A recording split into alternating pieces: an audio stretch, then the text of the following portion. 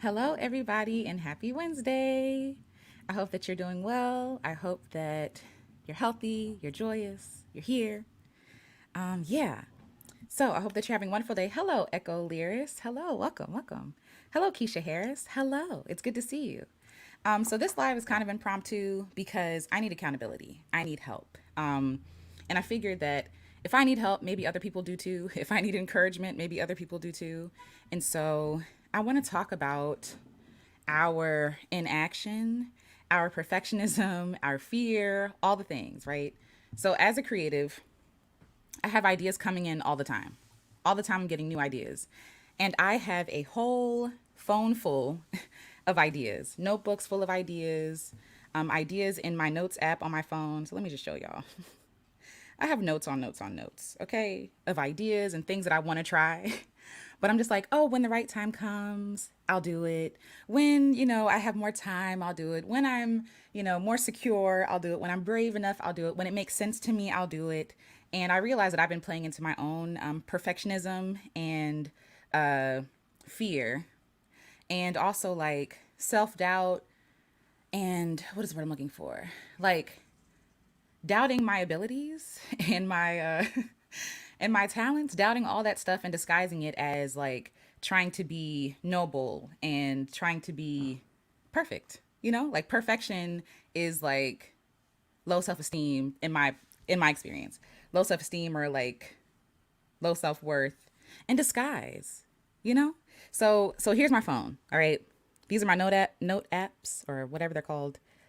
Ideas, ideas, ideas, ideas, ideas. Some of these are also like meditations and like thoughts for myself, but most of these are ideas or things I want to talk about, things I want to cover. It goes on and on and on and on and on. It keeps going. We're still going. We're going. Yeah. So I have no lack of ideas. Okay. Let me stop playing myself. Okay. I don't need another idea. I don't need new ideas. Okay. This is a calling in for myself and for all of us. You don't need another idea. A lot of us are sitting here waiting for like the next great idea or like we're having like brainstorming sessions and all this stuff. Meanwhile, you have ideas that you haven't tried out of fear or or out of like the fear of people judging you or the fear of like it not being perfect or you misspeaking or mishandling someone. And I really had to have a heart to heart with myself and be like, girl, you don't need new ideas. You need execution. You need bravery. You need self kindness. You need self love. You need community. You need collaboration, right? Like these things don't have to be done in a vacuum. You can do it in collaboration with other people, right? It takes the pressure off of yourself. But also like you have to have like I have to develop and I am developing in real time a greater sense of self worth. You know what I mean? So that's what I want to talk about today. So, hello, everybody. Let me say hello and good morning to you all you beautiful faces. I'm happy we made it another day. Today is a perfect day. The weather is perfect. You might hear some water running. Jamal's outside watering things. But today's a perfect day. The sun is shining, but it's not too hot. It's been on Hades the past couple of weeks. So today is perfect. I went for a walk this morning, recorded some sounds of nature. It's just been really good. So, but I really want to have this conversation with y'all. I feel really good today. Okay. Good morning, everybody. So again, hello, Echo Lyrius. Hello, Keisha. Hi, let's talk about it with Mara. Hello, hello. I'm glad to see you. Hey, Keisha Harris, girl, we all need help, but thank God we have one another to sound off on. Yes, absolutely. All of us need help. All of us need help. Hey, Marissa, it's good to see you. Good morning. Last night, Marissa went live, and please check out her live. It was a really nourishing conversation. It's about hair care, but it's also more than just about hair care. So please check it out. It was beautiful. Hi, I'm not Jessica. Hello, hello. Hi, Concerned. It's good to see you. I love me some Concerned. Hello, Tell. It's good to see you. Hi, A-Line Mika. Good morning. Good morning. Hey, Jess. Hey, Jay Nessa. Cool. Hello. Yes, the Notes app. Listen, this app I've had for years, and it keeps going on, I'm sure, until maybe 2018. I don't know. That could be hyperbolic. But if I keep scrolling, it's just like no end. There's no end. It keeps going. I'm still scrolling. But yes, yes. Good morning. Good morning. Hi, Acoustic Soul speaking. Please save this. Please save and up. Oh yeah, absolutely. Please save and upload this when you're done. I'm at work. No worries. And yes, I will. I will upload it and keep it up. So yeah, it's good to see y'all. Yes, yes. Hope you're having a good day. Yes. Tel says, thank you for stoking the fiery passion of creative Black women and just people in general. You're freaking amazing, Alicia. A gift. Thank you so much, Tel. I appreciate that. And that is my joy to do. And I'm trying to tell y'all, like, I'm buzzing right now because my belly is so full of ideas and excitement and just like the drive to want to do it. Like I just have the fire to do the thing. You know what I mean? Like I'm just so excited. And what I often do is I'll write the idea down when I'm feeling that inspiration and that fire, and I'll set it aside and allow it to cool off or put water on it, right? Dousing it by saying, oh, it's not the right time, or I'm not the right person, or I have to do this first in order to do the thing, right? We're complicating it, overcomplicating things, and then it delays our action, and then the ideas sit. You know what I'm saying? So that's what we're talking about today. And I'm already sweating. The window's open. So, hi, Nicole Love. Good morning. Oh, thank you. Thank you so much. This is my workout shirt. I appreciate that. Thank you. Hi, Digital Angel 84. Hello, hello. Hi, Mississippi. That's cool. Mississippi. Hello from Germany. Hello. Hello from America or from Maryland. Hey, the Big Blue Sun. Hello. Hi, HNC. Good afternoon from Nambia. Good to see you. Thank you for being here. What time is it there? But thank you for being here. Appreciate that. Hi, Ina Stanley. Hello, or Ina. Forgive me. I want to say your name correctly, so please correct me if I'm saying it wrong. Okay, let's talk, y'all. Because I cannot be the only one. Hello. Hi, Julia. Hello. Welcome. Welcome. So I can't be the only one. I wrote a note to myself. I'm just going to read it to y'all and we can talk, right? And if take what you need, leave what you don't. And hopefully this is helpful. So I wrote to myself, hey, oh my gosh. Hey, the Dark Nate. Yes, Montgomery, Alabama. Stand up, y'all. Like, listen, what is it? The past week, we've been talking about what happened in Montgomery. Listen, it's a lot. But hello, the Dark Nate. It's good to see you. It's good to see you. It's good to see you. I'm still contemplating starting a channel, but it's been on my mind for the longest, especially the past few months. I would say listen to that, HNC. I would say listen to that. Oh, it's 5 p.m. Okay, cool, cool, cool. But yeah, I would say listen to that. Thank you for spending your evening with us. Um, oh, Ina. Hello, hello, Ina. Thank you for correcting me. Thank you, thank you. ATL, good to see y'all. Good to see y'all. Okay, hi, Tamisha. All right, so yes. So you don't need new ideas. You don't need new ideas. You don't need to brainstorm anymore. You don't need to look for inspiration. And again, all these things take with a grain of salt because if you're in a season of looking for inspiration, wonderful. But for me, you saw what I just scrolled through if you were here 2 seconds ago. But I'll just share a little bit more for the folks. All these are ideas and thoughts and things I haven't fleshed out and potential books and workshops and courses and programs and all this stuff. Art that I want to make, songs I want to sing, songs I want to cover. Like it's a whole list of things that I want to do, right? But Alicia, I do not need new ideas. I don't need to go looking for new ideas, right? And so I would find myself scrolling on social media, for example, and like, oh, or reading books or going out in nature, like, let me look for some inspiration. And there's always inspiration where you're looking for it, right? You'll always find it. But what I found that was happening to me was I was looking at the inspiration and using it to discount myself, to say, like, oh, someone's already doing it. Okay. Like, oh, or right now I don't have the time. I should also mention I'm recovering from burnout. So that is a thing. I have been in recovery for about a year and a half now from burnout.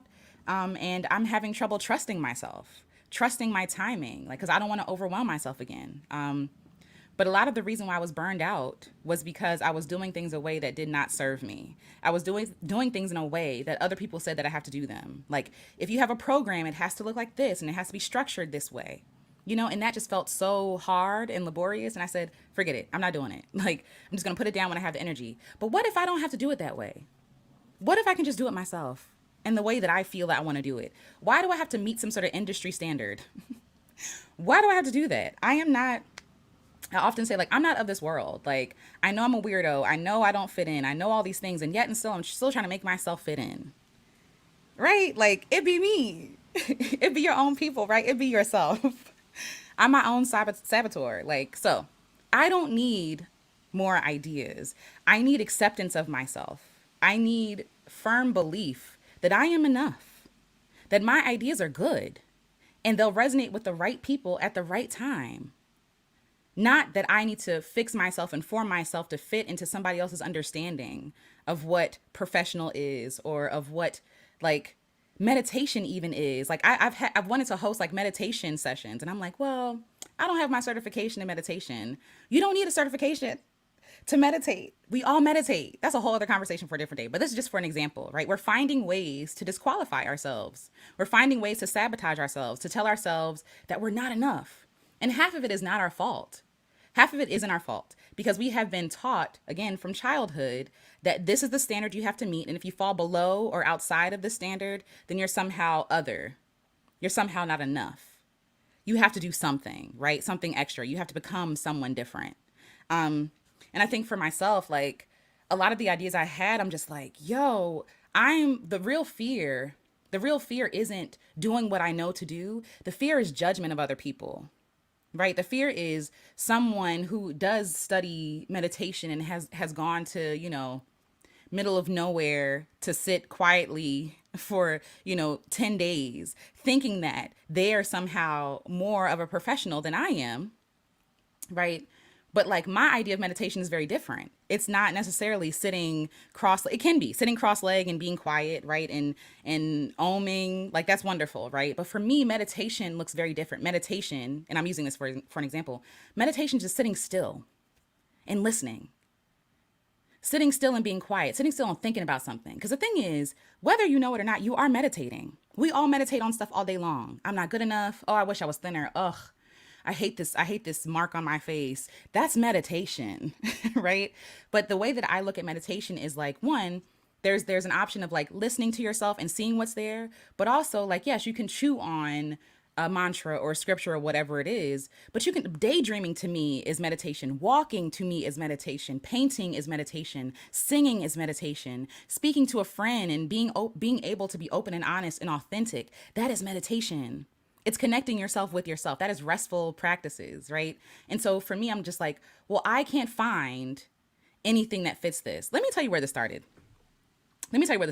So I was looking at my bookshelf because I'm trying to downsize because we're looking to travel more often.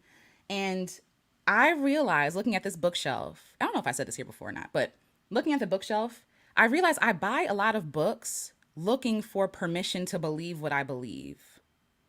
I buy a lot of books looking for an author or someone who is a PhD to solidify what I already think because I don't think what I think is good enough. I don't think that I am a good judger of whatever I'm thinking about. Does that make sense? Like I'm buying books on healing and on meditation and on creativity. I'm trying to look at the themes of my books. Creativity, black womanhood, loving yourself, loving your body. What else? There's some fiction books up there, so that's fine. But I buy a lot of like self help books. I buy a lot of self help books because I'm looking for someone to validate how I feel and what I already know, what my soul knows. I'm looking for someone else to validate that. And the truth is, I don't need their validation for it to be legitimate. It's wonderful to have a PhD. I'm not knocking it. It's wonderful to study the stuff. It's wonderful to seek, what do you call it, like mentorship. I think all of that is great. But we want to make sure that we're actually studying things that align with who we are, that aren't like, tearing our self esteem apart. You know what I'm saying? So I'm buying these books looking for them to say, yes, Alicia, what you feel, you're allowed to feel that. You're allowed to think that. You're allowed to dream that.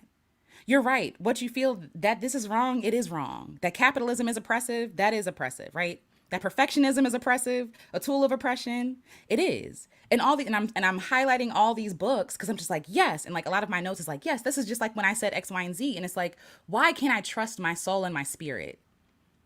What is that?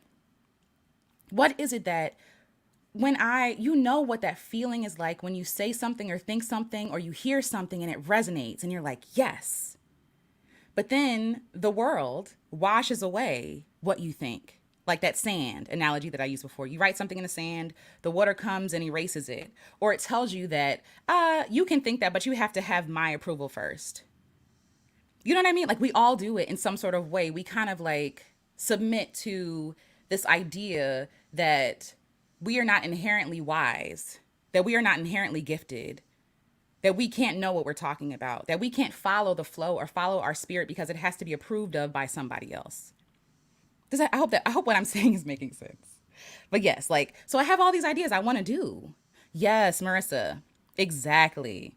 We're taught to seek out the permission of an authority. Yes, yes. And when you think about it, it makes sense because in school, that's all we're taught to do. Seek authority, seek permission. Can I use the bathroom? Can I write this way? Can I use this pen? Like we're raised to not think for ourselves, but to seek other people's approval and their authority and to submit to their authority or the idea that they have authority over us because they don't really. And as a kid, that's different, right? Yeah. There are adults that have authority over you to keep you safe, to keep you from killing yourself. You know what I'm saying? Like, don't jump in that water because you can't swim, right? But as adults, we have autonomy. We have permission. We have permission, but we just have to take it for ourselves. And hi, have it's good to see you. Good to see you. Yes, okay. Okay. I love that y'all are understanding what I'm saying. Okay, because like I'm speaking very passionately because like I need to get this out. Um, Hey, gorgeous one. It's good to see you. It's good to see you. Let's see. Echo Lear says, I have been wanting to start a channel since 2008, 2009. Today's the perfect day. There's no reason to, I mean, I get it, right? There's like, you can mourn the time that has passed, but nothing is lost. You're alive today. You can pick up your phone right now, record a video, talk about what you want to talk about, and upload it. That desire, that want, it's the truth. That desire is true. And so if you've been wrestling with that thing for years at this point, like, believe yourself. At what point are we going to trust our soul, that our soul knows the way, that our spirit knows the way? You know what I'm saying? You don't have to be perfect. There are videos I upload on my phone. It be looking all faded and whatever. The point gets across, like the idea gets across. So yes. I hope that makes sense. And thank you, A-Lined Mika. Thank you so much for becoming a member. I appreciate you. Thank you. I want to do more stuff with the membership too. But I really appreciate y'all because I have supporters who just support because they just want to support me. And I appreciate that. But I do want to honor you all's time and energy and support by offering you all more things. So thank you so much. I appreciate that. Let's see.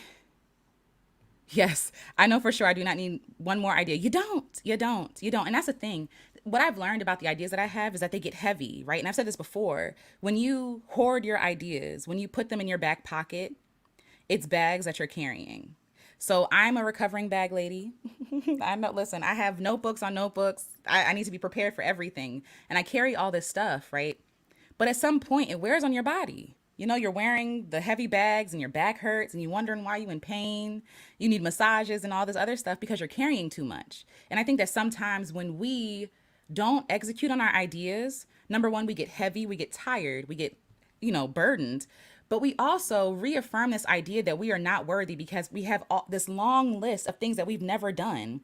And it leads to us feeling like failures when we really haven't even started yet. We've already out the gate, you feel like a failure because you haven't done anything. You know what I'm saying? And the ideas that we have don't have to be perfect to be executed on.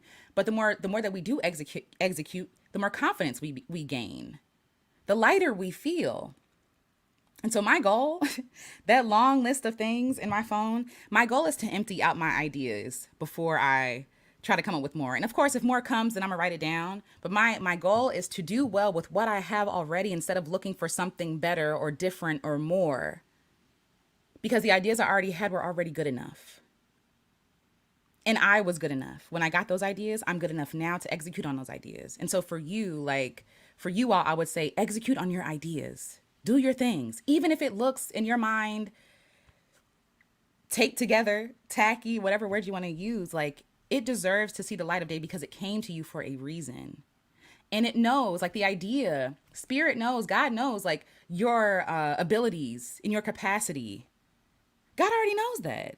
And so when we answer the idea with, well, I only have this, or I'm not, it knows already, but it still trusts you, but you have to trust you. The idea trusts you because it came to you, but you have to trust you. It be us. We're in the way. It's us. It's not the idea. It's not the thing. It's us overcomplicating or feeling like we have to overcompensate for what we lack when really what we lack is perfect. What we lack is perfect. On the last, sorry, I'm just like on tangents, but on the last Get Unstuck and Get Started session that I have, and I'm going to be redoing it, so I'll be sharing more information about that soon. But on the last session, we made a list of the things that we feel like we lack, the ideas we want to do, we want to get done, but like why? What's stopping you from doing your thing, doing your idea? And so we were honest with each other. Like I feel like it's not good enough, or I feel like I'm not fancy enough or experienced enough. And there was one person in there who wanted to start a travel blog and a travel business. And so one of her fears was, well, I don't travel outside the country that often, and it's not like these extravagant trips or whatever. And so she saw that as a flaw or as something that's wrong. And I'm like, well, most people can't afford to fly outside the country. A lot of people are looking for realistic, in terms of their budget, realistic, like I can do this tomorrow or today or whenever, next week, 2 weeks from now. They're looking for ways to travel that can honor their budget or honor their capacity. So a lot of things that we think aren't good enough really is the key. You're supposed to be speaking to people with limited budget, limited time, right? Limited resources at this, at this point in their lives, so that they can still live with joy and have fun today and travel too. But the things we're counting ourselves out for are actually like the magic. Like I don't think it's a mistake. The things that we go through, the things that where we are in life, our background, our parents, who our friends are, like I don't think anything is coincidence. I think all of it is designed, all of it is perfect. And so it all does work together. It all works together. So whether you, so this for this example, for that person having that limited budget and limited time because she had kids and had things to do, it's like somebody wants that. Somebody wants to see, oh my God, she's living a beautiful life and she's, working and she's at home and she like making it accessible, making travel accessible for people. So I say that to say that a lot of the things that we think we're not good enough at is really the thing that we need to keep. We're trying to wait until we can sanitize that away when really that is the flavor. That is the salt, you know? Okay. Yes. Tamisha says, I know for sure. Okay, sorry. Yes, yes. Echo Lear says, I keep waiting for the right time to lose weight, to feel good on camera, to learn how to edit. My list of excuses is long. Same. You're not alone. Listen, you don't have to hide your head in shame. There is no shame. Okay. There's no shame because same, we all come up. It's not even like we're coming up with, because I'm gentle with us, right? Because of the programming that we have, especially as women, and especially if you're like a Black woman, like these ideas that we have, we're taught by the masses, by people who are in these professional settings and these like places of power. We're told that our ideas are inherently wrong. And if you don't get with my program, you're wrong. If you don't fit in this box or if you don't fit in this description or whatever, you're wrong. And so we take that with us. That schooling we take with us, the social programming in our friend circles, we take that with us. We carry that with us everywhere. So there's no shame at all. There's no shame. But I do want us to understand that when you're saying you're waiting for the right time, there is no right time. There's no perfect time. There's no perfect time. Sometimes the right time is even when we feel like it's the most inopportune. And I don't mean to overwhelm yourself or to overwork or to overstretch, because don't do that, right? You honor your capacity. You honor your limits. You honor your rest. You honor your peace and your health, right? But there is no perfect time. There's no perfect time. Waiting to lose weight. People want to see people that look like them. You know what I'm saying? People want to see people that look like them. We need representation. Waiting to feel, and I'm saying this with kindness because I understand. There are some times that I don't get on camera because, oh my God, I put out a video this week of me during journaling. I have crust in my eyes. I got crust in my eyes and nobody made a comment about that. No one cared. They cared about the message. And while there are some people who do attack my, appearance or whatever, they're not the people I'm trying to serve anyway. Should you deny yourself the freedom to do your thing, to do the thing you want to do, and deny the people who are looking for you, who are longing for you, to be seen by you, to be reflected in you? Should you deny those people because you don't feel like you're good enough? What does that then say about the people you're trying to serve? That they're not good enough? You know what I'm saying? And it's not guilt. It's just something to think about. But I feel you and I understand. Hi, Mirna J. Hello, hello. Yay. Okay, cool. I'm excited. Hi, Peaceful Journey 405. Welcome to the live. Welcome. I'm happy that you're here. Let me scroll down and see what y'all talking about. Okay, good. Okay, I'm glad I'm making sense. A-lined, or I think it's A-lined. A-line, I agree. I realize that I judge myself too harshly. Same. I am my worst critic. Like it's a cliche phrase at this point, but it's true. It's true. Because I'm with myself 100% of the time, I know what I've done. I know the failings in my life, using air quotes, because that's another conversation for another day. What is failure? I know like the things that I don't feel confident in. But who says that confidence in like a surety and like 1,000% sure is what's required for you to do the thing? Can you move? Can you move not being sure? Can you move feeling overweight, feeling like you're not good enough? Can you still step forward and step into the possibility that maybe you are enough? Can we make room for that idea that maybe who I am is perfect and what I have to offer is perfect? Because I, again, shout out to Stephanie Perry. We were in a session talking about YouTube, and I was like, I have a fear of self-promotion. Self-promotion, yes. I have a fear of self promotion. I don't like promoting myself. I don't like saying, hey guys, here's a thing. I hope you like it. I don't like talking about myself like that. I don't. Even though, like, here, like, we talk about stuff. I'm not a fan. It's not easy for me, I'll say. It's not easy for me, but I have to self promote to get myself out there, right?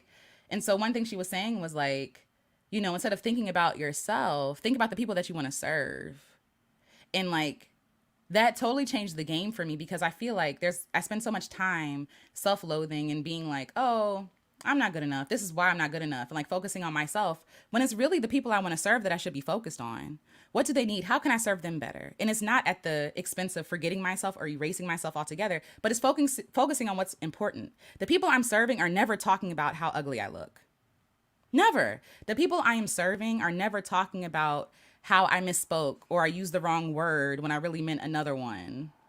You know what I'm saying? Like the people who are really open and here and present are kind, are generous, are very forgiving. I talk about that book all the time, my Black Girl Creative book, right? Like I put it out, it has so many typos, so many grammatical errors, and I'm just like, oh my gosh, that's so embarrassing. And people bought the book, and I was getting inboxed about the book, and it had nothing to do with the typos, nothing to do with what we focus on. We're like, oh my gosh, I have like this horrible thing, and like this is why I'm not good enough, and nobody's even thinking about that. Nobody. Excuse me. It's us. It's us. Anyway, but yes, but I feel you. I feel you. Especially as children, having autonomy is treated as a behavior problem. Absolutely. If you leave the room without asking permission, you're punished. And so we remember that punishment and we carry that punishment with us. If I step out and do something different, they're gonna reject me.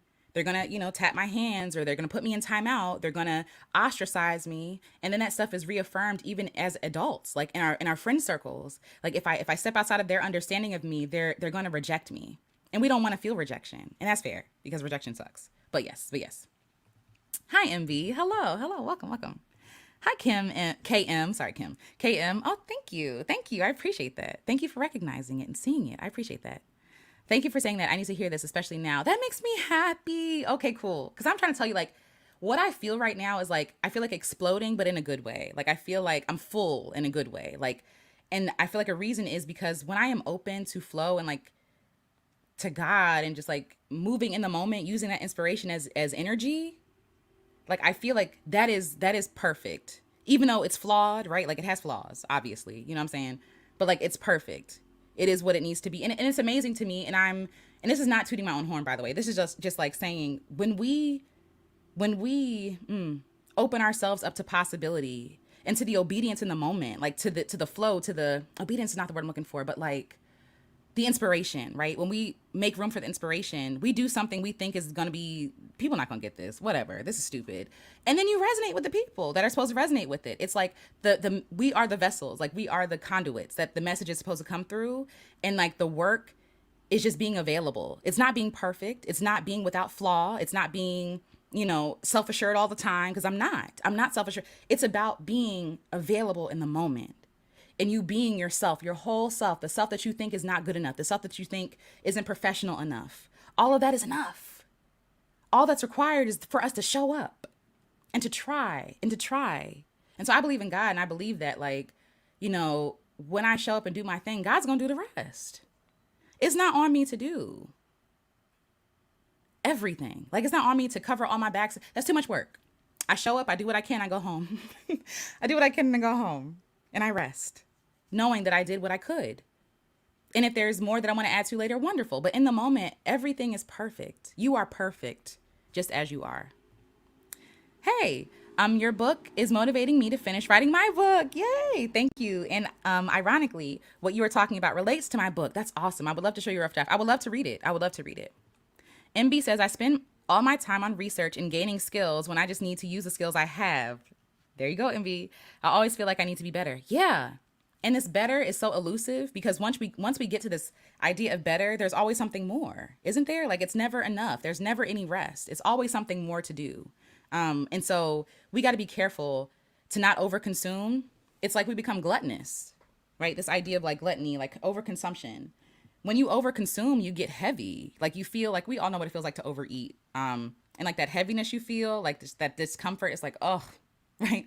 After me doing research, after I research too long, I feel that I feel that discomfort. I feel like this is too much, and I feel overwhelmed. I feel drained, and then I don't have any energy to actually execute.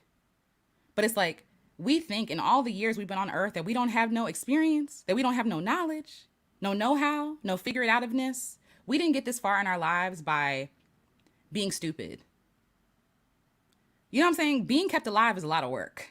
You know, keeping yourself alive, happy, healthy, it's a lot of work. And so like we can't say like you're navigating so much and you're discounting all these experiences, thinking that your experiences are not good enough.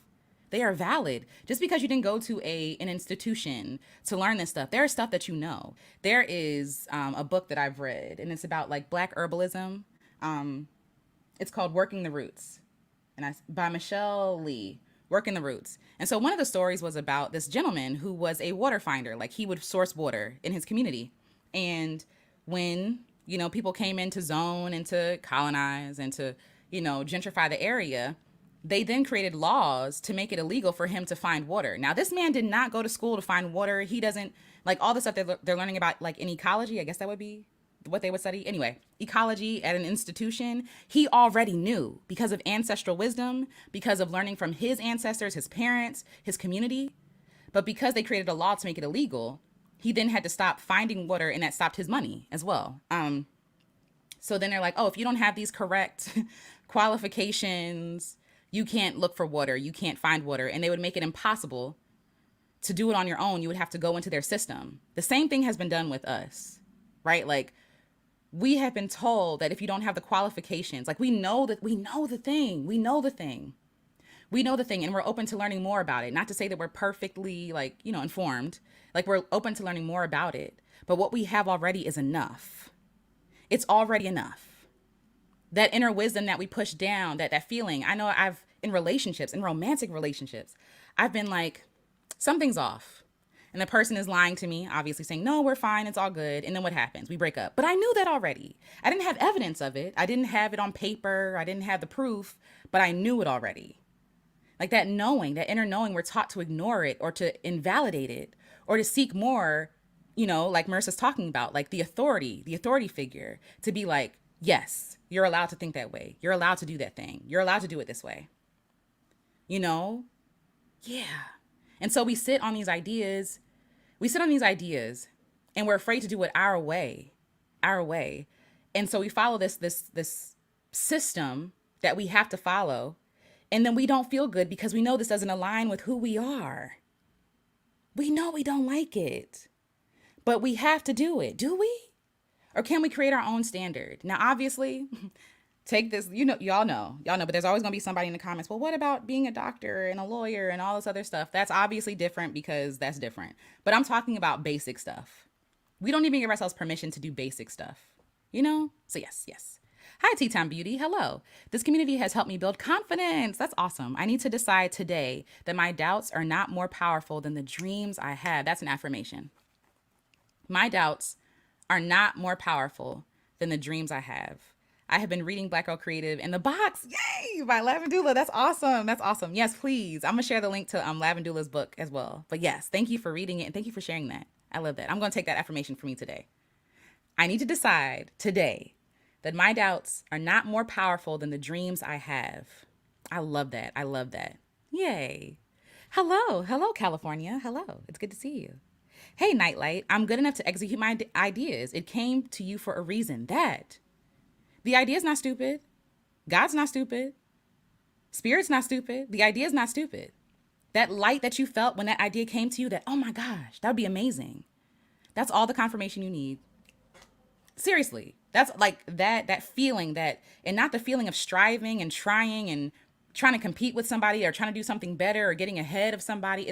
Or getting ahead of yourself, being at war with yourself. No, that peace, that excitement, that joy, that pleasure that you felt at the conception of that idea. That is your confirmation. That is your sign that you're good enough to do it. And yes, when we had this idea, it might be bigger than what we can handle right now, but you still can do it in your own way, in a smaller way, right? So let's talk about YouTube, right? So maybe one of my goals is to become a speaker, right?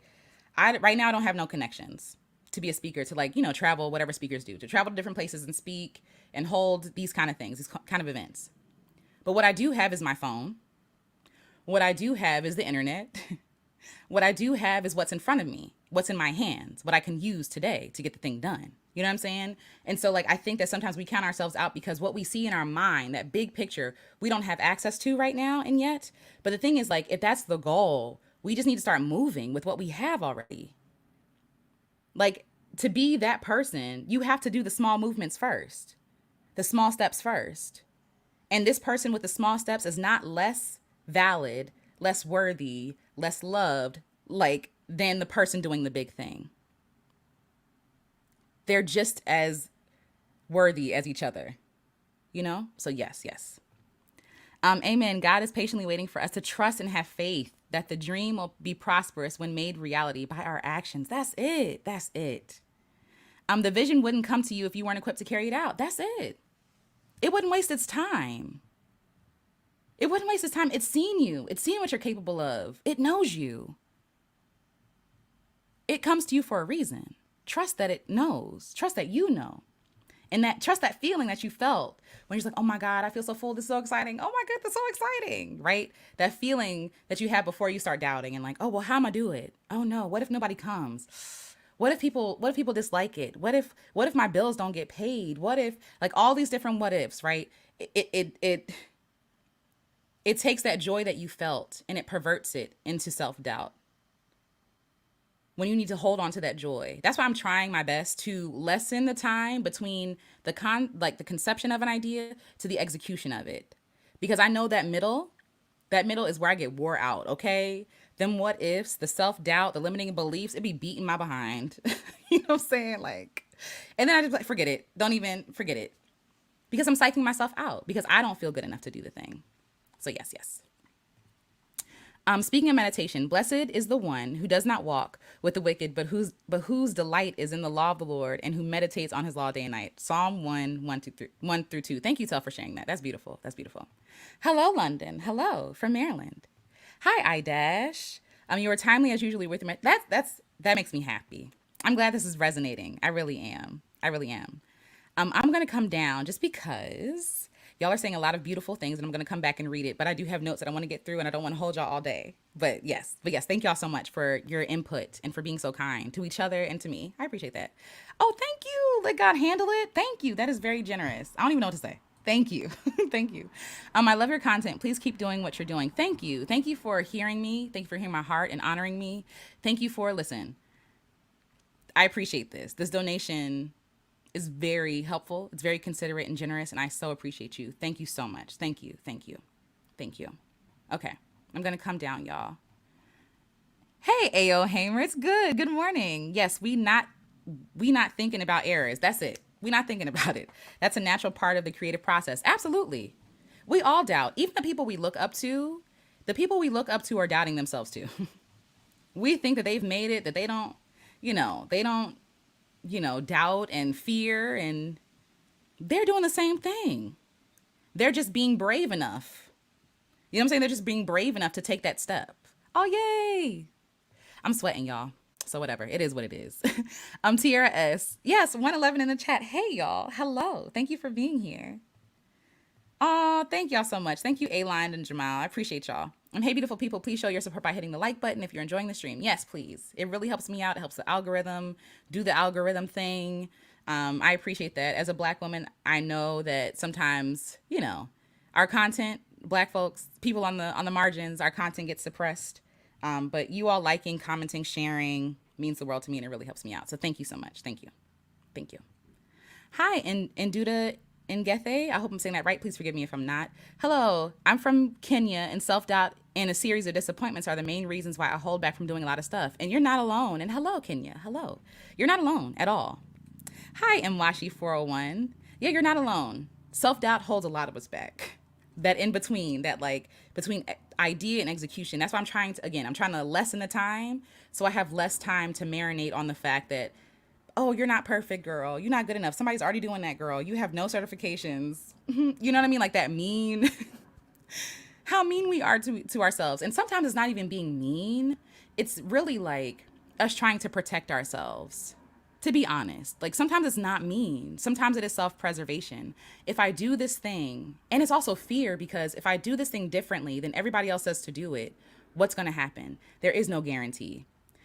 I told Jamal this the other day. I always say the other day, and really it's like, really it's like weeks ago or months ago, but whatever. The other day, I was talking to Jamal, and I was talking to Jamal about going back to school. And I told him that one of the reasons why I wrestle with going back to school is because in school, everything is laid out for you. There's a rubric, there are books that you're supposed to read, assignments you're supposed to turn in, right? Like there's something to follow, a formula to follow that guarantees success, which we all know is not true, but just bear with me for this, right? It guarantees that, oh, when I do this thing, it's going to have this outcome, right? But really, it's really the fear of not trusting myself and not trusting where I could be. Maybe I won't end up where I want to be, but maybe I'll end up somewhere better. And I think for me, having someone lay out the stuff is easier than trying to do my own thing. It's more comforting when I'm going along with my classmates and fellow students as we're journeying along this thing together, right? And so we're all following this plan to get to this thing. It's exactly the structure of school. And so his offering was like, yeah, I mean, one, you don't like school, so that's the first thing. But also like we talked about like, what if I just designed my own school? What if I schooled in life? What if I trusted myself? What if I developed, like I built community? What am I wanting from this experience that I can create myself? I don't want to go it alone. So can I get in community? Can I find a support group? Like, but also being open to the magic of not knowing. I think it's that assuredness, is that the right word? That security, that deep knowing, like, oh, if I do this, then this will happen. Like knowing it's a sure thing. But it's also not a sure thing. And we know that's not a sure thing. But then we play ourselves and we say like the authority figure who has created this rubric and this idea of how I should educate myself in this way with these things knows better than I know me. I'm defaulting to them because I don't trust myself. I don't trust my ideas. I'm scared that I'm going to fail. I'm going to end up on my face. I'm going to be looking stupid. I'm going to be a failure. I'm going to be broke. People are going to leave me. I'm going to lose everything. These are the things I'm thinking about, but I'm also trusting my life for 4+ years to an institution that actually doesn't care anything about me, doesn't know me personally, doesn't care about how I learn, what, like these different things. Like, and it's just like, I'm sorry, I'm just like having a moment, but it's just, I'm realizing how much I have defaulted to the plan and how much I have pushed down who I really am and what I really believe to please and placate other people to my own detriment. And then when I put myself away, I don't know I become strangers with myself. I self-doubt. So I'm less likely to try anything different in the first place because this program has been working how it's supposed to be working, right? Yes, thank you, Rachel Alexander. You and A.O. Hamer, yes, because she's amazing, have inspired me so much this year. Oh, yay. Thank you for sharing your light. Your light, it ignites us all. Sorry, I'm stuttering. It's like wildfire, spreading and awakening the sparks within us. This is like a beautiful, first of all, beautiful writing, beautiful imagery. And it's so kind. It's so generous. I'm grateful that what I can share is helpful and beneficial. And yes, A.L. Hamer is that girl. Okay. Like, please, y'all, I'm starting to tell y'all, please check her out. She's amazing. She inspires me as well. Yeah. Yes. Yes. Oh, yeah. Hello, ADR Brown. Hello. Hello. I'm just passing through says, what if the original villain in my life, being afraid of a bunch of hypotheticals? Meanwhile, reality is much sweeter. Yeah. I don't want to do that anymore. Yes. Isn't it amazing how much energy and I'm trying not to say waste, we use thinking of what ifs? What if this happens? What if that happens? Right. And it's not happening, but we're marinating, we're meditating on what could go wrong, right? We're marinating on it, we're chewing on it, we're replaying scenarios that never happen.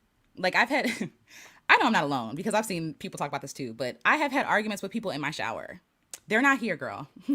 It's not like, it's not happening. And I'm all riled up and like, no, because, and I'm wasting all this energy. I said wasting, sorry, but I'm using all this energy in a situation that's not real when I could hold my energy, because energy during our day is finite, which is why we have to go to sleep. Why are we putting so much energy and time into marinating on things that aren't happening, that might not ever happen, right? It's good to be aware, like this could possibly happen, sure. But what if we took that energy and focused on something positive? Okay, I know I wasn't alone, okay? I'd be arguing with people. But yeah, like what if we took that and made it a positive? This could go right. Oh my gosh, I can't wait until that happens. Oh, wouldn't that be amazing if, instead of like what if, a negative what if? Yes, it all goes down in the shower, okay? When you got time, listen, it all comes out. But yes, like what if we took that energy and did something positive with it? Okay, I see y'all. I see y'all. Oh, yay. A.O. Hammer says, oh, thank you so much, Rachel Alexander. I'm honored. Y'all both are amazing. Keep spreading the light together. Much love to you, A.O. Hammer. You're amazing. Thank you. Thank you. Okay, yes. Yes, I see y'all. Yes, I've definitely had hypothetical fights. Absolutely. Right. And it's a lot of energy. And like, it's almost like you feel that same fire and energy that you would have if you're really arguing with somebody. And so you're using up energy for something that's not happening, you know, but also like that's creative energy at play. That is creative energy, that bringing something into existence, because even though it's not real, your body feels it. Your body knows it feels real. You know what I'm saying? It feels real. And so I think we can, of course it takes time and energy and like, refocusing that energy. But if we refocus that energy on positive stuff, what could happen if we sat for a second and like, oh, that'd be amazing, like meditating on it, daydreaming. This is how I plan some of my stuff. I sit there and I'm like, what would be fun? What would be amazing about this experience? How can I make this fun? Oh, what would it be like if I could serve people like this? Oh, that'd be dope if we could do that. And like just going in on that instead of like defaulting, which we do, to the programming that we have been giving. I'm not enough. I'm not smart enough. I'm not experienced enough. You're experienced. You're alive. You're experienced. Yes, yes. Hi, Achilles. Let's see. I'm nearly done with my master's research. Congratulations. And been told my research is too much. Your words resonate so much, like I need to remember why I chose this research. Yes, yes. People pleasing can drag so much energy from us. Absolutely. Absolutely. It drains energy. It has us doubting ourselves. Absolutely. Thank you for sharing that, Achilles. And congratulations. Congratulations on your research, on your master's. That's exciting. That's exciting. And trust your research. Trust it. That's weird to me. Too much research?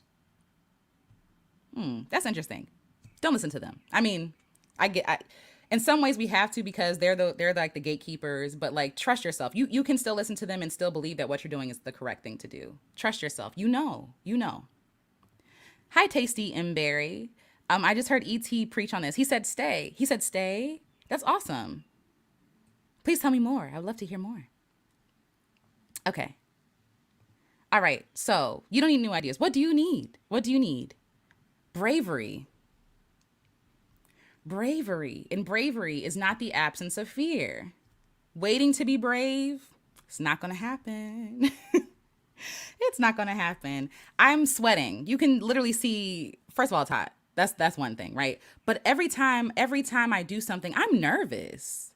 When I'm talking, when I go live, I'm nervous. When I'm singing live, I'm nervous. When I'm putting out music, I am scared. When I am like, it's not the absence of the fear that makes you brave. It's you doing it in spite of the fear, right? You being brave and saying, you know what? I am scared. Honoring your feelings, honoring what could go wrong, honoring your anxiety, honoring your past experiences. Because sometimes we're fearing stuff, we're fearing rejection because we know what it feels like. We know what we have been rejected before. We don't want to feel that again. And so we're trying our best, like to make it through this world, right? The best way we know how.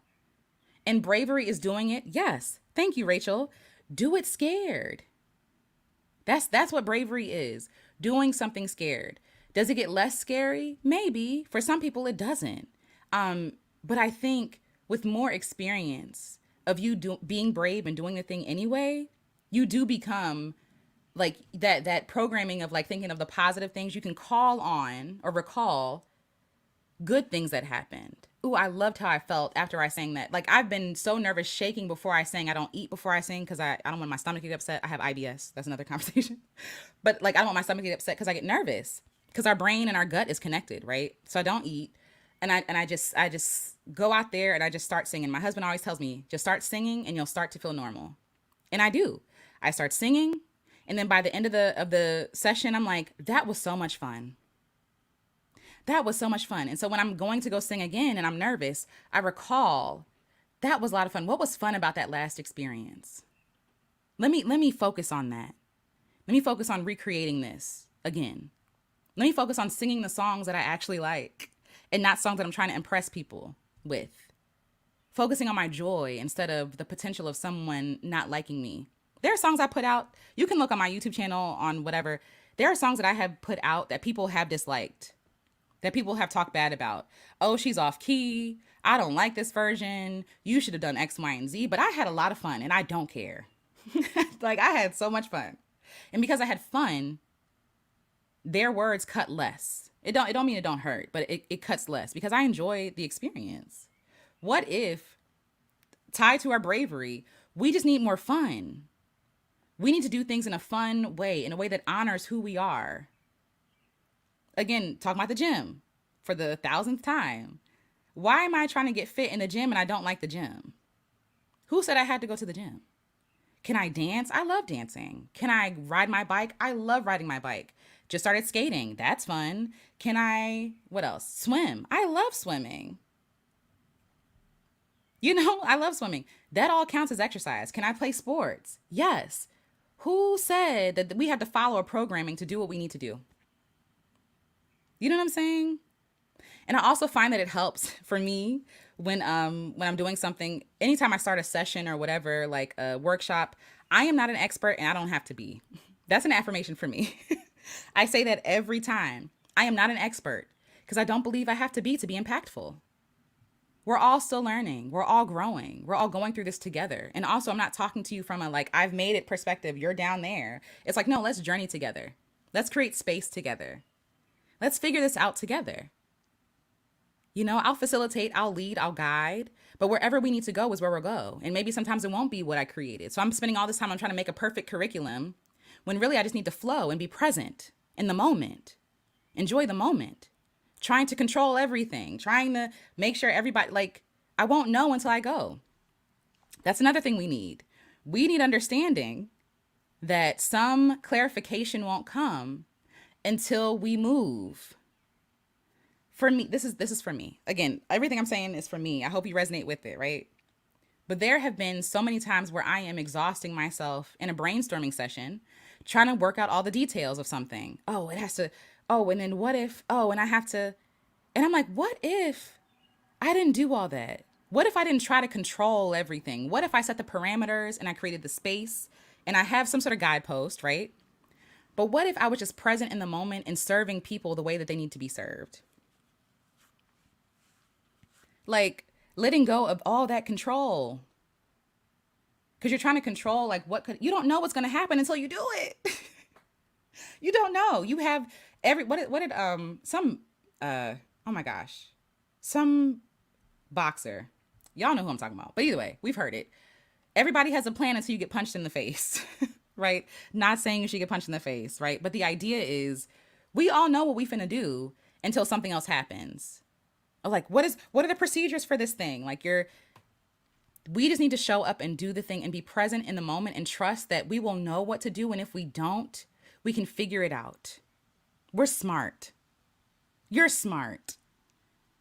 And you don't have to figure it out alone. If I am in a session, like a workshop, I want everybody to share because everybody has something to offer.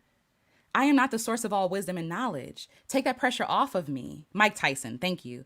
Take that pressure off of me. Me, talking to myself. Alicia, take that pressure off of me. You're putting way too, the expectation is very, very high. Like, no one knows everything. And it's okay to even be like, there are times when people ask me questions here. Oh, thank you, baby. Sorry, I didn't even see that. There are times when people ask me questions and I'd be like, I don't know. And that's okay to not know. It's not the end of the world. And like, we've been taught that we have to know before we go. That's a lie. We'll figure it out along the way. I don't know. Give me time. I'll come back to it and we'll talk about it. We'll talk about it. But until then, I'm not going to pretend to know something and just be talking just to talk. I make room for my humanity in everything I do, including community. And then somebody else, when I say I don't know, somebody else might have the answer. And 9 times out of 10, somebody else does have the answer, even if it's the person asking the question. Because sometimes people are asking me questions about them specifically, and I can give generic advice, but you're the one that knows you. Even I could be saying all I'm saying today, and you're like, this doesn't resonate. Don't listen to it just because I'm saying it. If it's not for you, it's not for you. It's okay. But I'm confident when I say this, and again, you're able to do whatever you want to do. Sometimes you won't know until you go. You're trying to overplan. You're trying to, like, it overcomplicates things. It weighs you down. It's heavy. It's hard. When all you have to do is just show up. Show up. Be okay with being at your beta version of whatever. Beta testing. Everything I do is an experiment. Everything I do is beta. Nothing is never the thing, right? Like, and it takes different forms and shapes. I remain flexible. So I'm not snapping in half when things don't go my way. So I'm not breaking. I'm flexible. So we say we need bravery. I don't even know what I said. We're just flowing. We need bravery. That's the first thing on my notes. We need execution. We need to execute. Like I talked about, that time between inspiration and execution is crucial. So the shorter I create, the smaller space I create, the better I am. And maybe for you, it's like, I need time. That's fine too. But in that in-between time, make sure you're building yourself up, getting yourself around people who are encouraging you and supporting you. Checking your internal dialogue, checking what you're saying to yourself, you know? So execution, because there is no perfect time. Hate to break it to you. Something is always happening. You know what I'm saying? Life is lifing. And I think that we just need to not put unrealistic expectations on ourselves because we're not machines. We're not machines. When you're saying, I want to lose 100 pounds in 3 months. Why? I mean, unless obviously like this, if it's medical, that's different. But why? Does it have to be 3 months? Or are we just being unrealistic with ourselves and treating ourselves harshly and making ourselves go along with this timeline that's not real, that somebody gave to us? Right? Be okay with starting messy. Be okay with starting imperfect, with fumbling over your words, with bad lighting. With not having all the answers. Maybe that's a benefit. Maybe you can actually take people along with you with finding the answers. Maybe you don't have to be the source of wisdom. Maybe you all can share the sources and work through it together. I love watching people on their journeys. Like, watch me learn how to X, Y, and Z, right? They're not showing up as an expert. They're like, listen, I don't know how to do this. We're going to do it anyway. I love that. I love that. And we all deserve to have that grace with ourselves, Hi, Southern Rose Tia D. Hello, hello, hello. I says, I quit gyms a long time ago. There's too much posing going on by everyone. I just want to work out. Yeah. Yeah, it's like, what is Planet Fitness thing? It's like, not come as you are. That's so churchy. But there is like something like you belong or something like that. Like no competition, like the anti-gym, like that's their brand. But then I still go there and people are still like competing with each other. And I'd be like, I just want to walk on the treadmill. That's it. I just want to stretch. And then I'd be like, I don't know what I'm doing. I don't know what I'm doing in here. The equipment is very overwhelming for me. But yes. I just want to work out. I just want to move my body. And like, even like the language we use, like working out, like it sounds so intense. Just moving your body, right? That's the goal. When we think about like people back in the day, they weren't going to the gym. You know what I'm saying? They were living life. We need more movement. And so if movement is the goal, then if movement is the goal, then it kind of lessens the pressure a little bit. Even for me, that's how it feels like for me. When I don't call something a workout, like I need to move my body. Let me do some dancing. And sometimes it doesn't make sense. And let me like do some, body rolls for my back. And no one's instructing me. It's not really a word for it, but just like my body knows it needs to move, and so I'm going to move. There are times when I need resistance. Like I need to push up against something. I feel it in my body. I need some resistance. And I'll push something. It's usually like my husband's feet, for example. Like I'll be pushing his feet because I know my feet need some resistance. Your body knows. Let's just listen to your body. It could be that simple. What is your body asking you to do? And maybe that's a different like way to look at moving the body. That it takes the pressure off. You're not trying to meet some sort of standard or become somebody else or hate yourself until you're thin enough. You know what I mean? Like I just need to move. I just need to move. Okay. Let's see. Let me come down. Yes, execution. Listen, the plan ain't always the plan. It's not. It's not. I'm the queen of always trying to figure things out. I've learned years ago that God's main desire is to help us, not hurt us. Yeah. I started giving my questions, thoughts to him, and my shoulders feel better. Yeah, your shoulder. Yeah. We hold so much tension in our bodies. When we release, we start feeling better. Like it's like a physical manifestation of what's happening spiritually, right? Like that tightness you feel, that wound upness, the anxiety and the stress, it feels restrictive.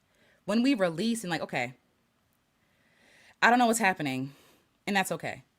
It's like, oh, it's okay to not know. It's okay to not be clear. It's okay to not be confident. It's okay to not pretend to be somebody else that I'm not. You know? Yes, absolutely. Hi, Janine's World. Welcome, welcome. Let's see. Hi, the unpacked backpacker. Hello, hello. Alicia, would you say this would apply more to the arts in getting rid of the guardrails in a sense? No, I don't think it just applies to art. I think we had this idea of art that like, oh, you get to be an artist, you get to be free. You know what I mean? I'm not saying that you're saying this, by the way. There's just like a thought that we have. Like, oh, artists get to be free. Artists don't have to work within a certain whatever structure. Um, I also have some thoughts about that too. I think our standards have been created for us, and so we're taught to prioritize somebody else's standard for everything. So yes, art, yes, but also fitness, also wellness, also spiritual things. Like even as a Christian, right? As a believer, I believe in God, I believe in Jesus, all that stuff. I believe in the Bible, and I am very anti-church because I don't believe the system is good. I don't believe in what the system says, and I don't believe that I have to go through somebody else to get to God. Um, Lots of thoughts there, but I don't think that it's just. I think a lot of the guardrails that we see are people trying to control people, not really do well by them. You know what I'm saying? I think it really has to do with control. I need you to operate within this box, and if you come outside this box, I don't know what to do with you. And we kind of do that with people. We kind of categorize people in our daily lives. Like, oh, that's that person. That person does that. Oh, she's known for that. He's known for that. They're known for that, right? Like this idea. Or even like our ideas of like getting older. What does an older person look like? These ideas, right, that we've been taught. Or like, what children should be doing. What people are online right now talking about what Black women should and should not be doing, right? These boundaries are created to control people and to shame people into like almost like a herding. Like it's like I think about sheep, like the sheepdog running around the sheep to gather them together. That's what's happening in my mind. So yeah, so I don't think it's just art, to answer your question. And I also think that art exists beyond, like, artistry is not just painting, singing, dancing, making, right? Like we're all creative. Everything we do is creative. You solving math problems is creative. And this is actually a perfect example. Um I was good. I was really good at math. I was in, and this is, yes, I'm gonna toot my horn. I was really good at math. I was really good at trigonometry. And so when I went to college, I had to take algebra because whatever, you had to take the courses. I got a C in that class because they didn't like the way that I found the answer. They didn't like that I didn't go through her system, right? But I got the same answer. What's the problem? It's control. It's control. I was doing something in a way that she didn't approve of. You know what I'm saying? So yes, I'm still finding the solve for X, but it's just not the way that you're teaching me to do it. It's the way that I find comfortable, in a way that makes sense to me in my mind. So yeah, so I hope that answered your question. If not, ask a second question. But yes, thank you. Thank you for asking that. Okay. Um, Talk about it. A lot of these pastors have insane egos. Yes, they are worshiping themselves. They're worshiping themselves, money, fame. Yeah. I feel like I want to go live about talking about Christianity and my experience as a Christian. I've done it before, but like literally talking about like the church, because the church is wilding. Like I don't know what's going on. We got all these buildings and all these people who can't eat. All these buildings and people are still poor. All these buildings and like people are being harmed. Useless. Useless.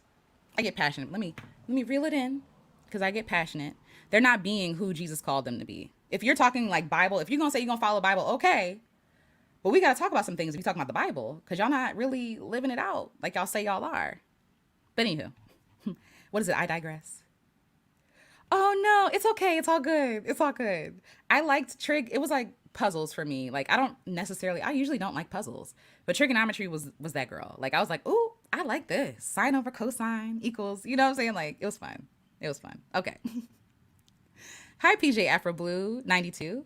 It's been so critical on my art, and now it's fun again. I love that. It's still work, yes, but I'm fulfilling one of my purposes with my God-given gift. I love that. I love that. I plan to sell stickers soon. That's awesome. That's beautiful. Thank you. And please share when you do. Please share when you do. Hi, I'm not Jessica. Thank you so much for being a member for 4 months. I appreciate that. Thank you. I think everyone who is watching this video, myself included, is having a breakthrough right now. We appreciate you. That makes me happy. That's the goal of this. I'm hoping that what I'm saying is coming through, and that makes me happy. That makes me happy. Okay, I will. I will. I got to get my notes together, and maybe bring along some other friends that we have these conversations all the time. We have these conversations all the time. But yes, yes. I'm a Christian and I agree with you. Also, I'm approaching 60. Hey, shout out to you, Janine's World. Yes, yes. I'm too old to go surfing and skateboarding. I'm too old to go surfing and skateboarding. I'm in really good shape. That's awesome that you're in really good shape. That's awesome. Yes, yes, yes. Okay. Experienced the same thing in school with mathematics. Actually made me hate math, yeah, because of the way it was taught in American schools. Fair. That's fair. It's very oppressive. Like, you have to do it like this. If you don't do it like this, you fail. You know what I'm saying? Even sometimes checking my work, like I'm like, why? Like, you think I'm a cheater? But like, I know 5 times 7 is 35. Why do I need to show my work for that? Like, you had me memorize these timetables. And now when I'm using that memorization, it's a problem. What is the issue? That's another conversation for another day. But I feel you. I feel you. Okay. So yes. So we said bravery. We said something else that I can't remember. We said we need execution. We need to learn on the fly. They say build the plane while you're flying it, right? Oh, excuse me. Janine's World says, please tell me I'm too old to go surfing and skateboarding, but I do it because I'm in really good shape. Yes. Oh, people, not please. What am I? Glasses. People, up here they go cutting the grass. I'm gonna have to shut the windows. But people tell me I'm too old to go surfing and skateboarding, but I do it because I'm in really good shape. I love that. I love that. And keep doing you, Janine. That's beautiful. That's beautiful. That's beautiful. Okay, yes. So we need community. We need one another. Nothing that we're supposed to do is supposed to be done in a vacuum. There are things that we can do by ourselves, right? And I'll probably do another conversation on that. Marissa has a video on her channel. I'm shutting the window because they're cutting the grass. Marissa has a video on her channel about hyper independence in Black women. Ooh. And yes, absolutely. Now I can turn on the fan. Give me 1 second, y'all. Sorry, I need the fan. Okay. It's a little baby fan. Ah. But we've been taught that we have to do everything ourselves or else it doesn't count or else we're weak.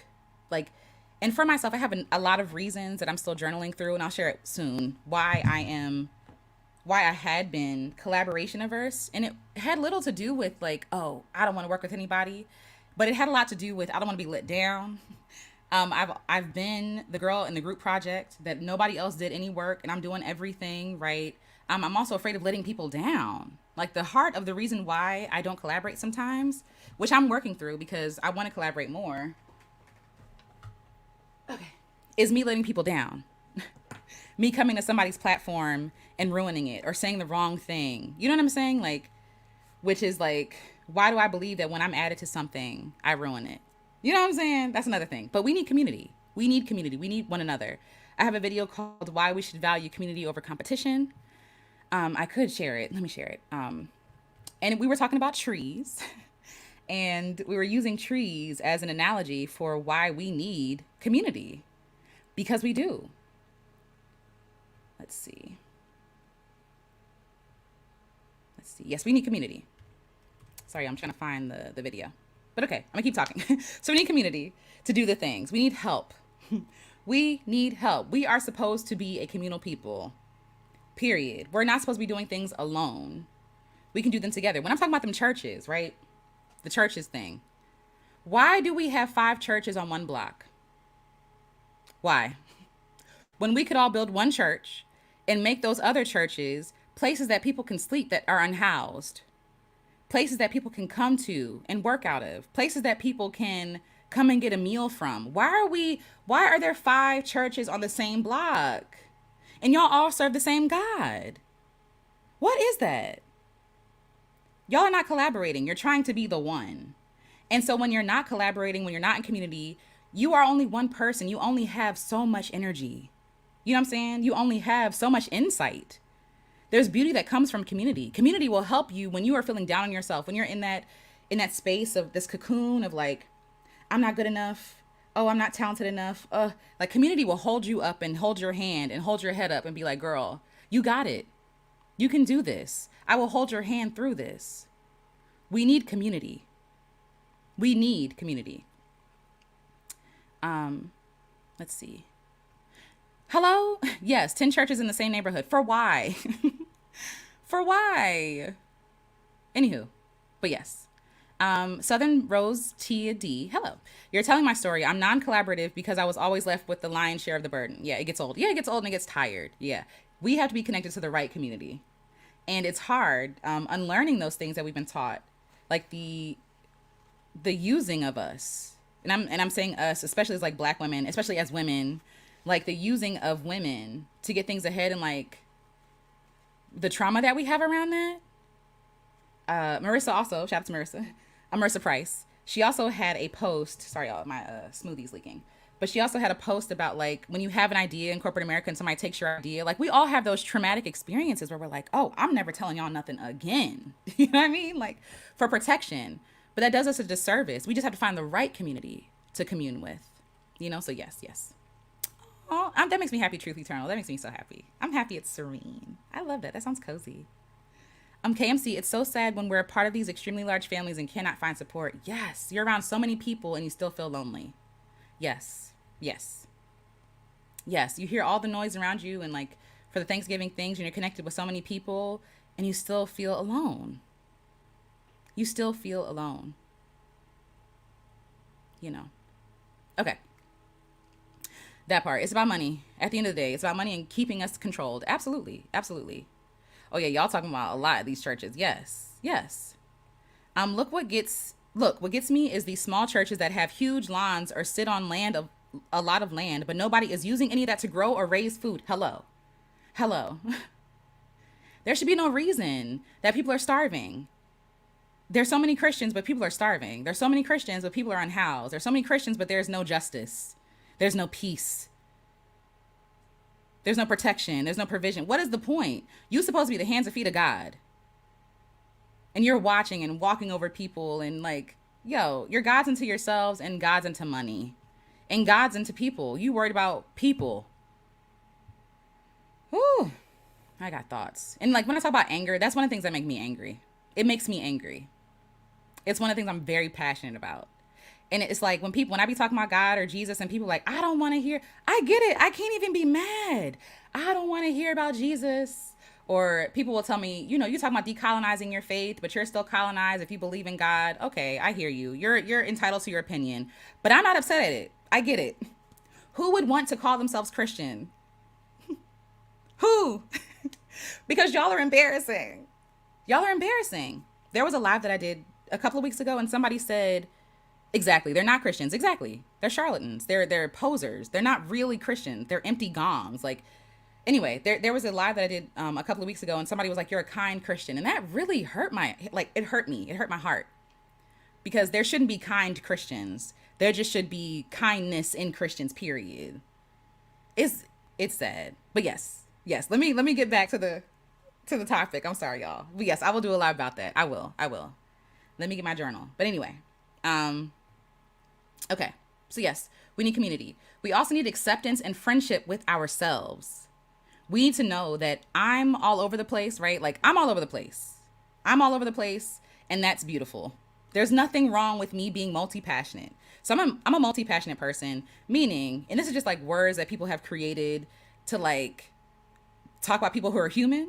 So like a lot of people have multiple interests, but they're taught that they can only pursue one or be serious about one thing or like be one dimensional. Again, because it's about utility here in the States. It's about how can I use you? What am I knowing you for? And so for me, I was trying. So when people say, "What do you do for a living?" What do you do? Like, first of all, what's that question? But what do you do? What kind of art do you create? I'm like, well, I sing. I also write. I also speak. I create spaces. I dabble in a lot of things. I'm a what is the word? Hobbyist. I call myself a hobbyist. I I am easily inspired. I am taken with things and I put things down when I'm done with them. What am I? What am I? And multi passionate gave me the language I needed.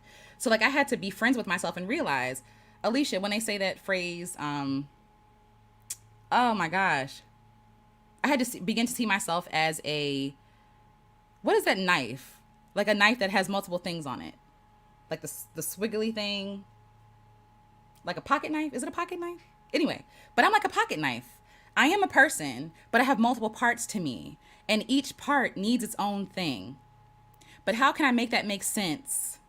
How can I make that make sense to other people? Exactly, Tia, exactly. I just am. I just am. Swiss Army knife. Thank you, baby. Swiss Army knife. Yes, like that's who I am. I am one person, but I have multiple things that I do. And I don't have to dumb down. Thank y'all. I appreciate y'all. Yes, thank you. Swiss Army knife. Yes, yes. I don't have to dumb down or take out like a part of me because it makes you uncomfortable because you can't put me in a category. I had to make peace with that thing. That phrase that they say, oh my gosh, what is that phrase they say about multi-passionate people? uh, Let me look it up. Yes, thank y'all so much. Yes, I'm a Swiss Army knife. I might not be as sharp. I don't even whatever. Jack of all trades. Thank you, baby. Jack of all, Jamal, you coming through. I appreciate you. Jack of all trades. So there is a phrase that people, oh, you're gonna be a jack of all trades and a master of none. And again, when I heard that phrase, I'm like, no, something in me was like, that's not it. A master of none. I'm mastering a lot of things. I'm mastering a lot of things, right? And so, yes, thank y'all so much. Yes, I'm jack of all trades. Quotes. Let me look this up. So just like that book example that I was talking about, how I was like, oh, I need these books to, say that I am.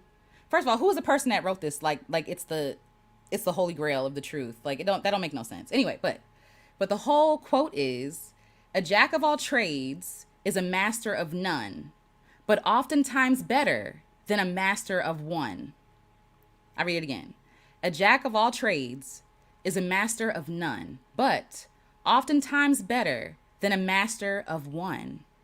This quote has been misrepresented for years to shame people who have multiple interests, to shame people who will not get in line and get with the program, to shame people who don't fit people's understanding or ideas of what they're capable of. A jack of all trades is a master of none. That's where people stop. Is master of none, but oftentimes better than a master of one. When I read that quote, it was so affirming. It made everything clear that I had been feeling for years. Like, no, like, I don't feel like a master of none. I don't feel like I'm less than. I don't feel like I'm scatterbrained, or what else they say, or that I'm not serious or I'm not focused. I don't feel that way. The society wants to create factory workers, people they can easily replicate. And I'm not knocking people who are passionate about one thing, right? What I'm saying is that because we don't fit the system, they shame us into believing that there's something wrong with us. But when I read this whole quote, it gave me such a sigh. I just breathed a sigh of relief. I'm not crazy. I knew it to be true. And I had to make peace with that. I am not a master of one. I'm not a master of one, but I do a lot of things. And I do it well enough. Like, again, yeah, I play guitar, but I'm not a guitarist. I play it because it's fun. And I play enough. I play enough chords that I can play and sing along. And maybe that's enough. Maybe that's the only reason why I need to learn how to play guitar so I can sing to myself. Maybe it don't need to be for sale. Maybe other people don't even need to hear it if I don't want to share it. You know, maybe I'm good at painting, but I like painting, and like the act of painting. Excuse me. I'm not a painter by art standards. And what are art standards anyway? That's another conversation again for another day. What are art standards? But like, I like painting because it feels good to me. I like the colors. I like mixing the colors together. I like the tactile feel of the brush smoothing paint on a canvas. Is that enough reason to do it? Yes, because it brings me joy. It makes me happy. Right? So making peace with the parts of us that we think are wrong, becoming our own friend, actually saying, I love that about you, Alicia. You did that.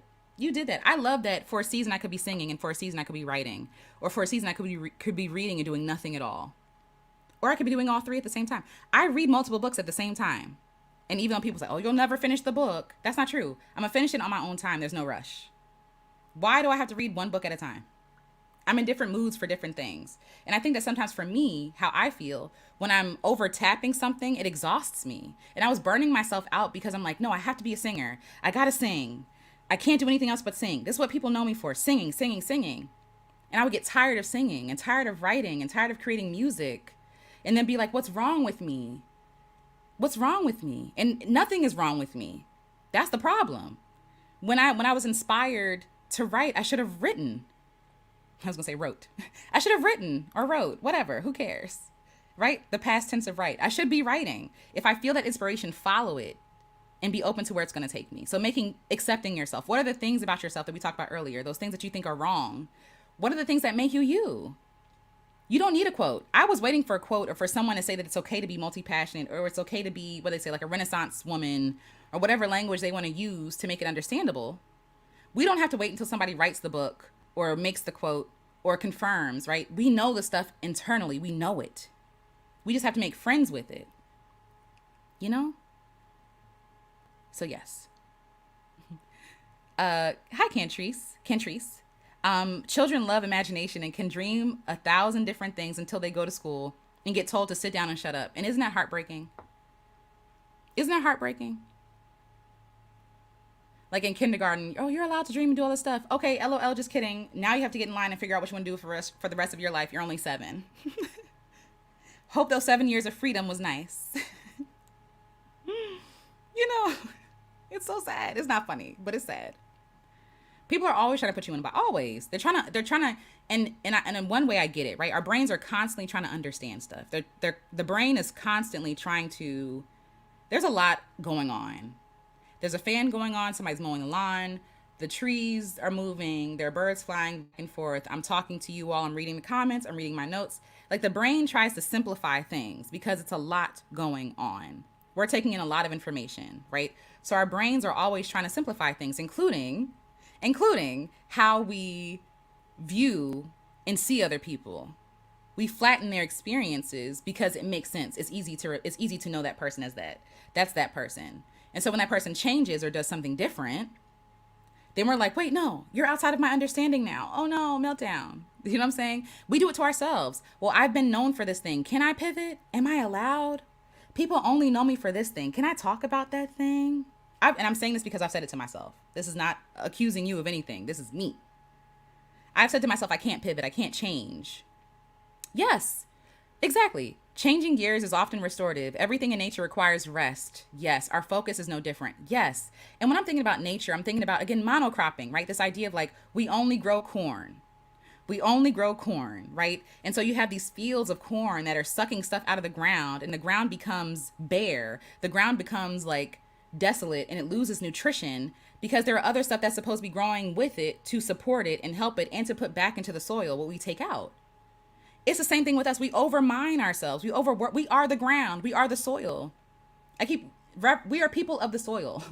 And so like, again, what happens in the earth reflects what happens in our bodies. Like we're overmining ourselves, burning ourselves out. That is burnout, overworking.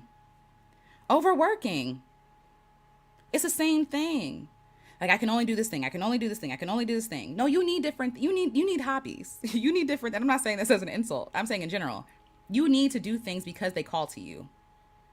not to fit anybody else's plan or understanding of you. You're not to be understood. You're to live. You're to be honest. If we don't get through this list, that's okay. We'll finish it later. But y'all are saying some really, really good stuff in the chat. I appreciate that. Hi, Reza Thrive. Hello, welcome. Just joined. Welcome. Everyone enjoying this talk because I have someone who was always asking me, when is your next book? And ignoring what I'm doing right now. Yes. They put me in a box of writing only. Exactly. And the book will come when it comes. If you write another one, that's okay. If you don't, that's also okay. Right? And I had to learn that for myself as a creative. Every season is not for creating. And every season is not for creating the same thing. We put ourselves on these timelines that are made up.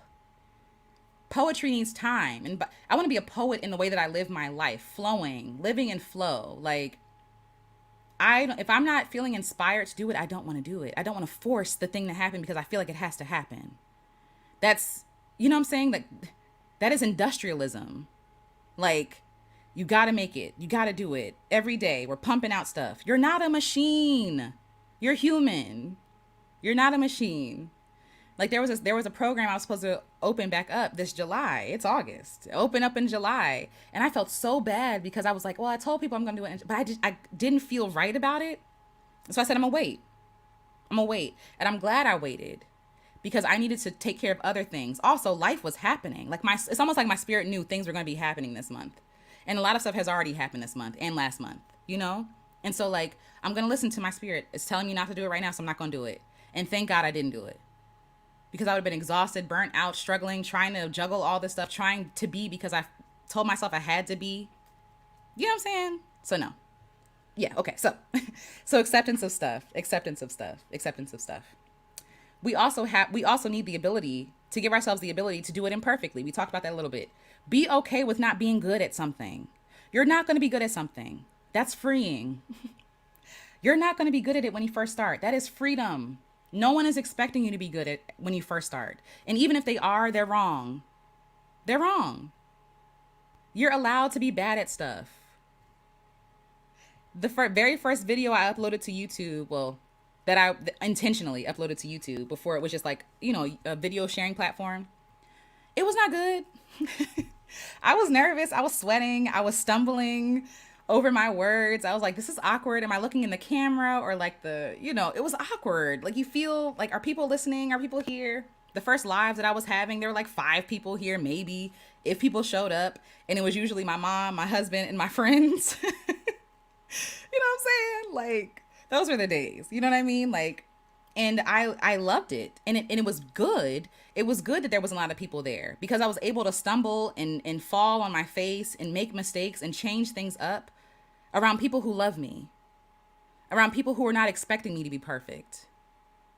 You know what I mean? When I feel people trying to make me out to be a perfect person, no.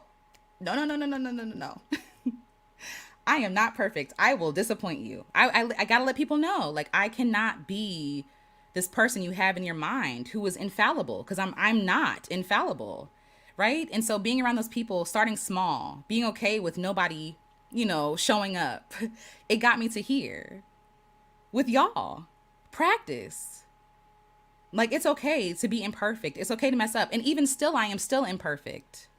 I'm sitting here with a sweaty shirt that's getting sweatier by the minute. You know what I'm saying? Like, I am stumbling over my words. I'm taking sips. Like, I'm not using a fancy camera. But y'all are resonating with what I'm saying. And I realize, like, when I say true to myself and when I allow myself to be imperfect, the message comes through clear because I'm not worried about no stuff that don't really matter.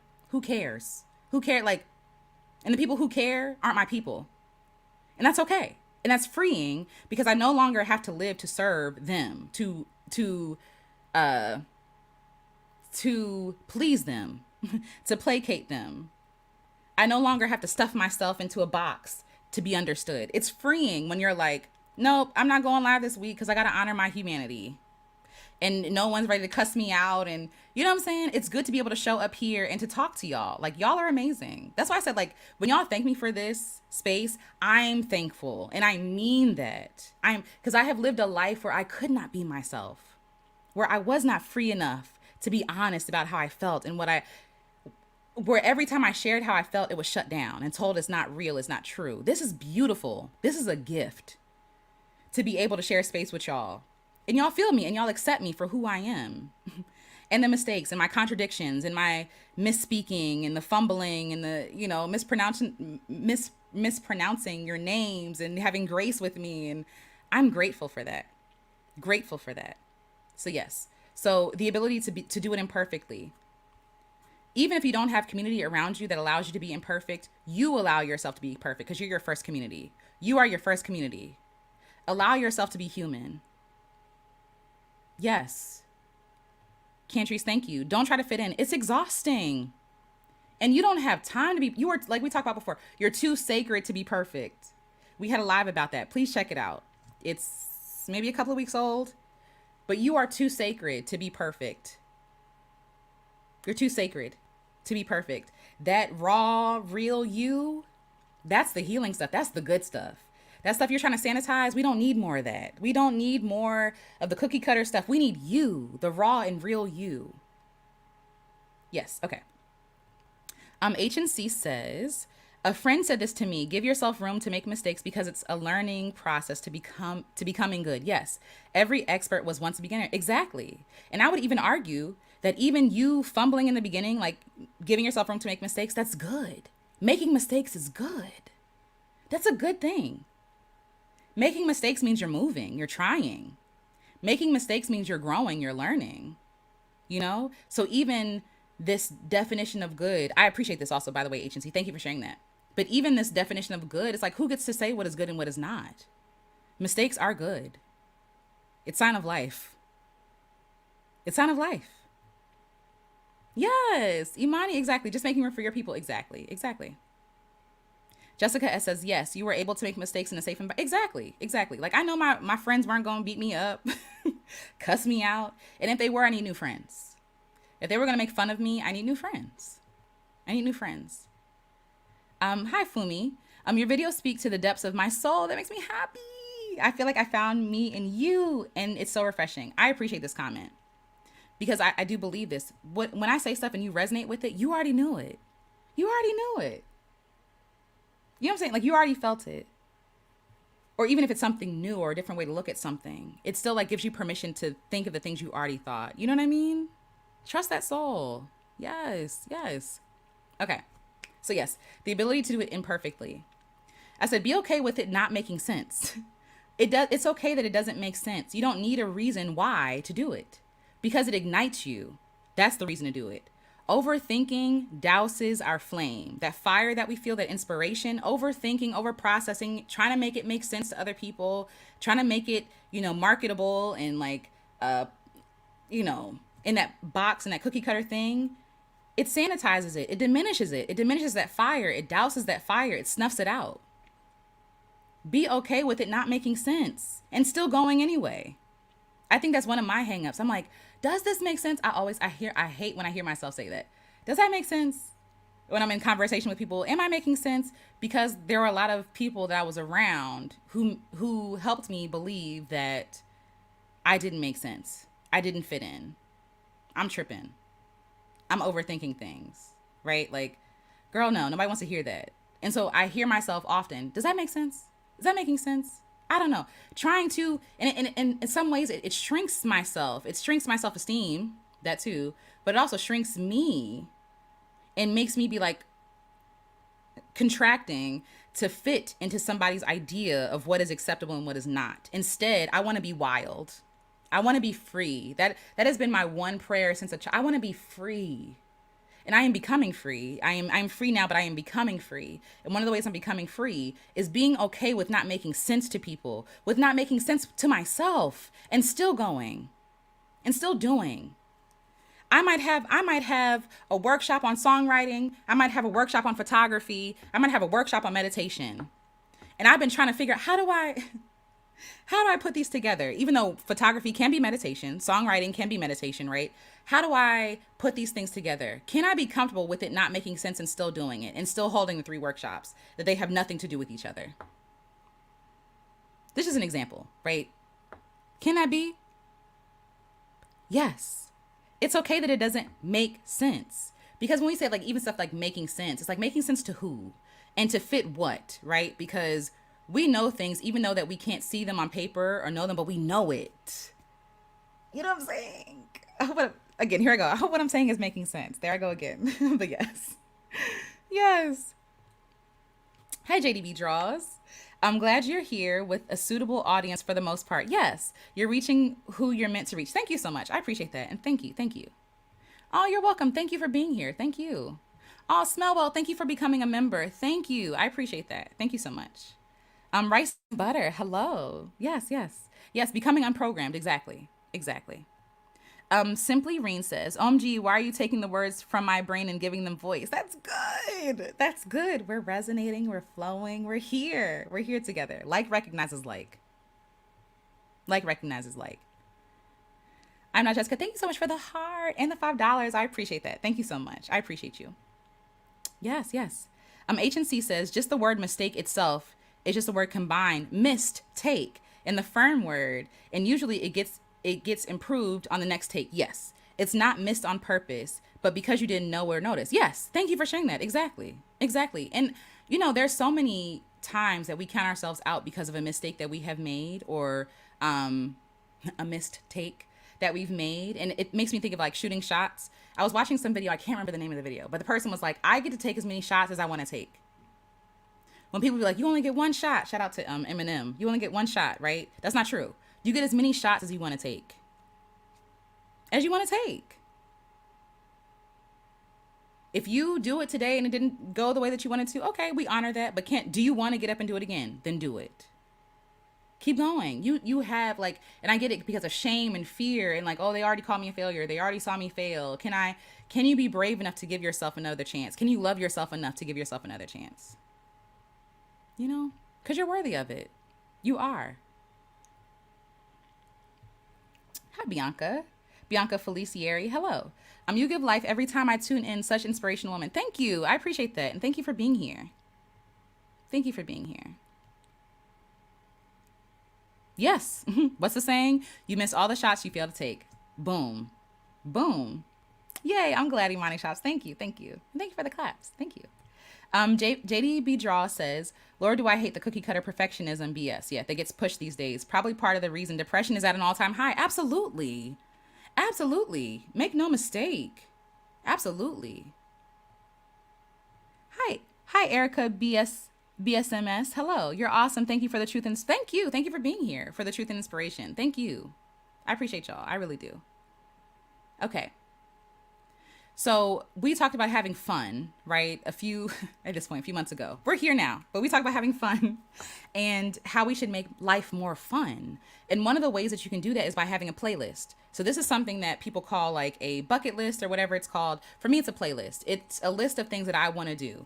And so the phone that I showed you, again, for reference, for those of you who just joined us, I have so many, so many notes in my notes app of ideas I want to try, things I want to do, research I've been doing about books I want to write, music I want to make.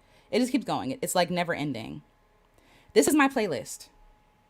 This is my playlist. This is my, what is the word? My guiding post. Like this is my guidepost of the things that I want to do. And a lot of the ideas I have are recurring ideas. And so I would offer to you to make a list, like be honest with yourself. What do you want to do? What are the things that keep coming out when you're pushing it back down? The things that you're saying, not right now. Like I'm too busy. I'm not enough. What are those things? And you can share them in the chat if you want to. But like question for yourself, what do I feel in my soul that I want to do? How I feel like I'm expanding. I feel like I'm lighting up. I'm on fire. I feel full. When I think of this idea, I get so excited. I get giddy. I smile. Like, what are those things? What are the things that you want to do? Make a list of them. Be honest about those things. Those ideas came to you for a reason, because you can put it out in the world in the way that only you can do it. Only you can do it the way that you can do it. Even if you give somebody, perfect example, in school, we all have the same curriculum. We all read the same books. We all write the same papers sometimes, and every paper is different. Why is that? Because we're different people. The way that we interpret things is different. The way that we see things is different. Our home, our lived experiences are different. We see the same thing happening and we have two different feelings about it because we're two different people. And even if you have the same viewpoint, it's communicated in a way that only you can communicate it. So like you have a light in you to be shared. To be shared. And for me, I need to stop consuming. I need to stop watching so many videos, podcasts, Instagram things. I have so many things saved in that. Oh, I like that. Oh, yes. Oh, yes, yes. Girl, you have things in your phone that you need to do. You have things you need to do. And I have been over consuming, watching too much stuff. Like, and all that does is create comparison and make me feel like I'm not good enough anyway.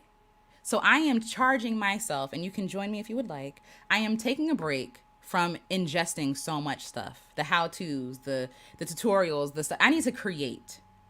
It's time out for me for consumption. It's time for me to create. I need to lighten the load. I need to carry out the ideas that I have, the things that don't make sense, the one-off workshops that I'll never do ever again. Like I'm doing it once and leaving room for it to not happen. Like to not be in so control of everything, to be present.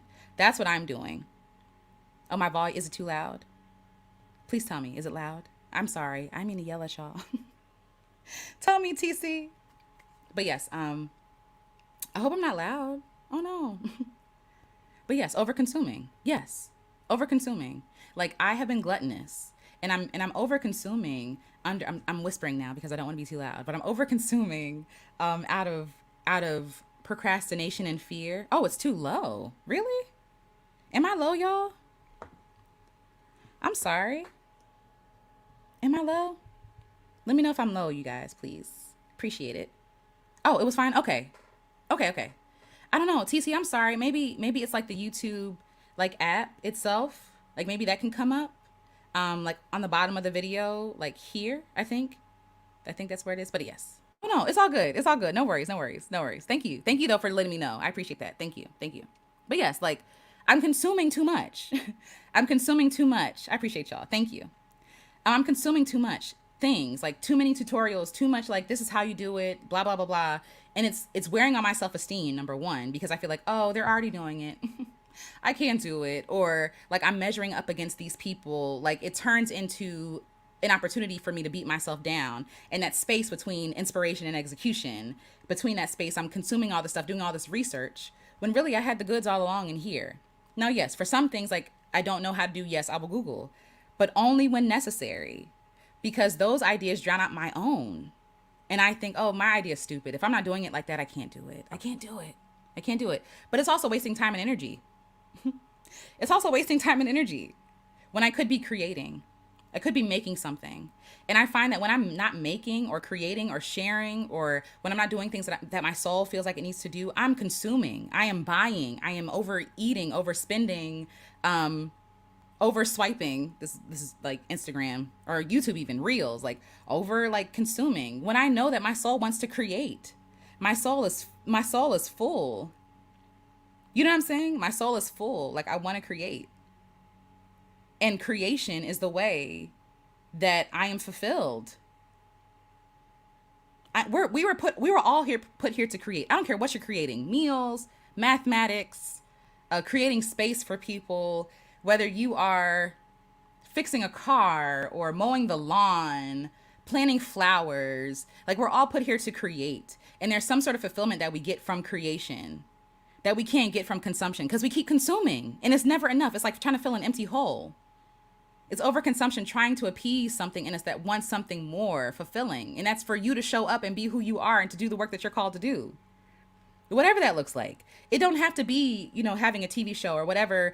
People say dream big, right? Or like people also say, like, if your dreams don't scare you, it's not big enough. Push that aside. What brings you joy and makes you happy? What makes you happy? What are you passionate about? There are topics I want to talk about that have nothing to do with what I've talked about here. Talking about the church, for example, have nothing to do. And maybe it resonates with the right people. And I'm like, oh, well, it doesn't fit my genre. It doesn't fit my niche. So I can't talk about it. I am not a niche. I am a whole person. I am a whole human being. And what is the word?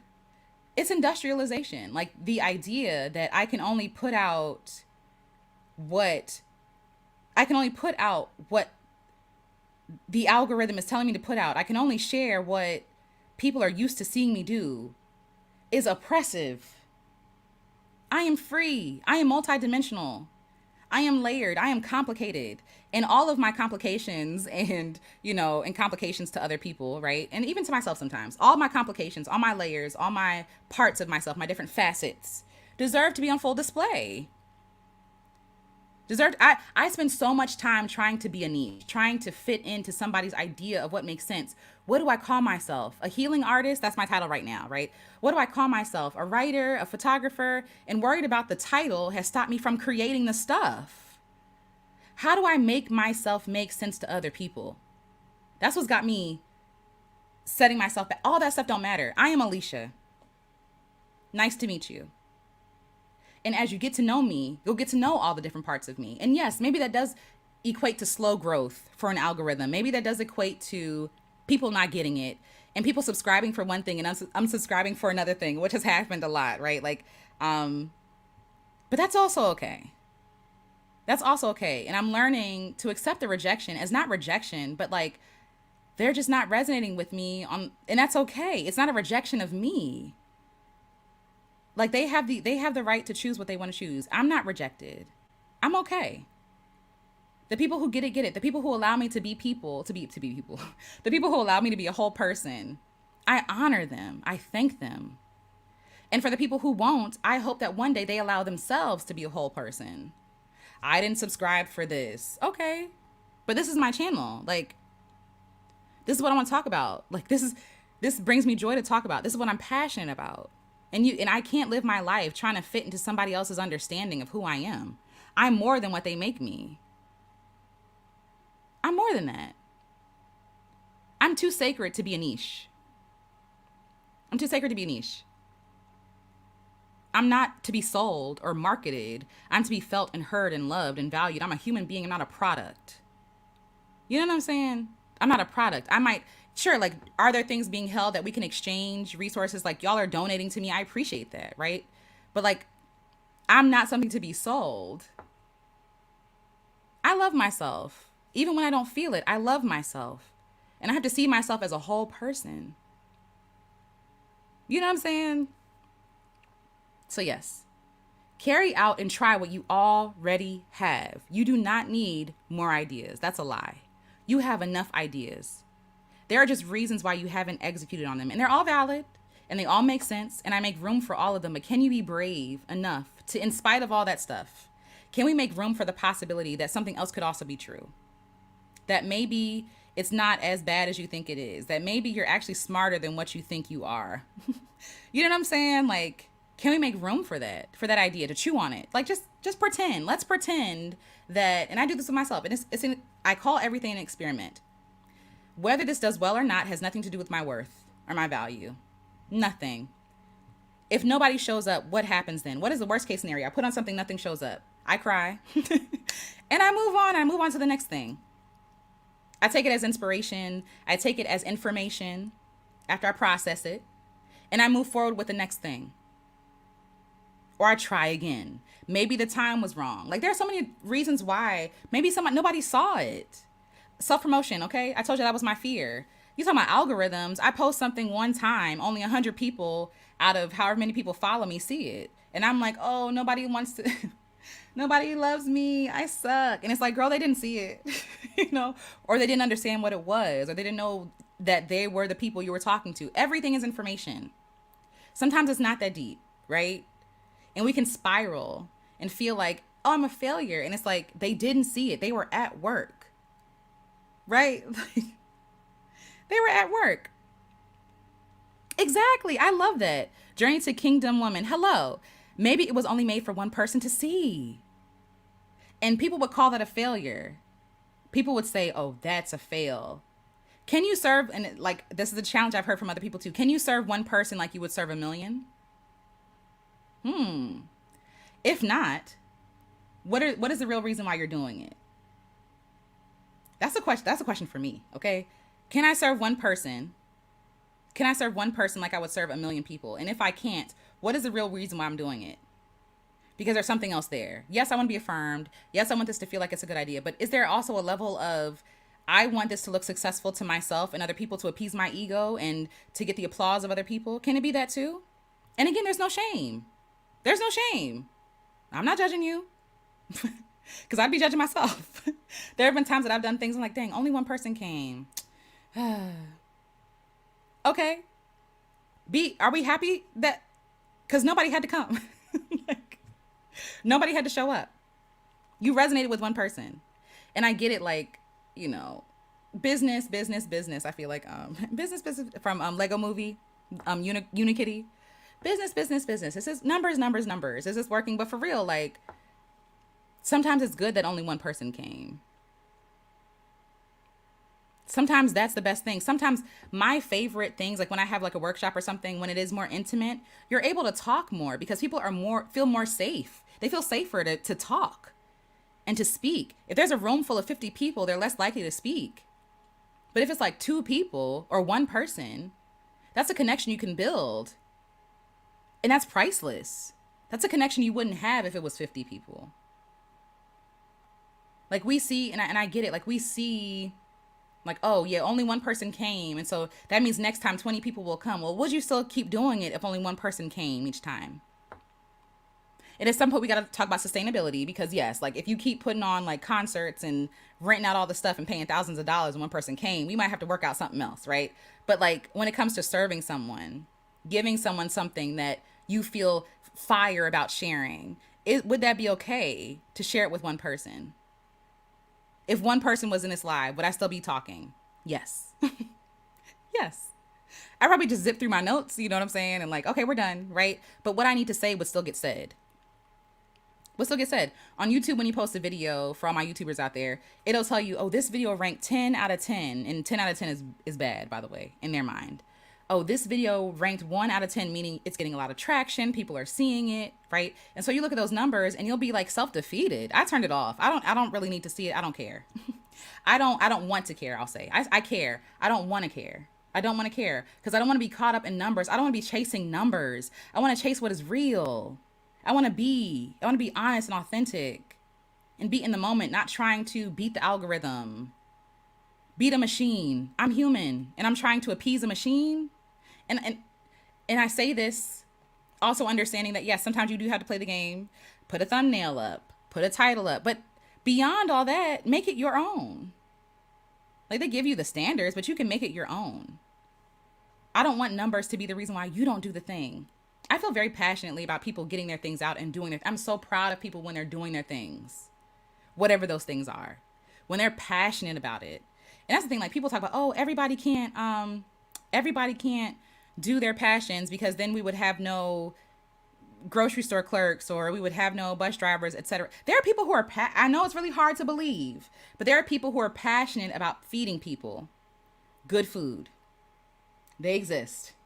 They're usually underfunded and beat out by Whole Foods and Walmart and all those places, but they exist. There are people who are passionate about getting people places safely.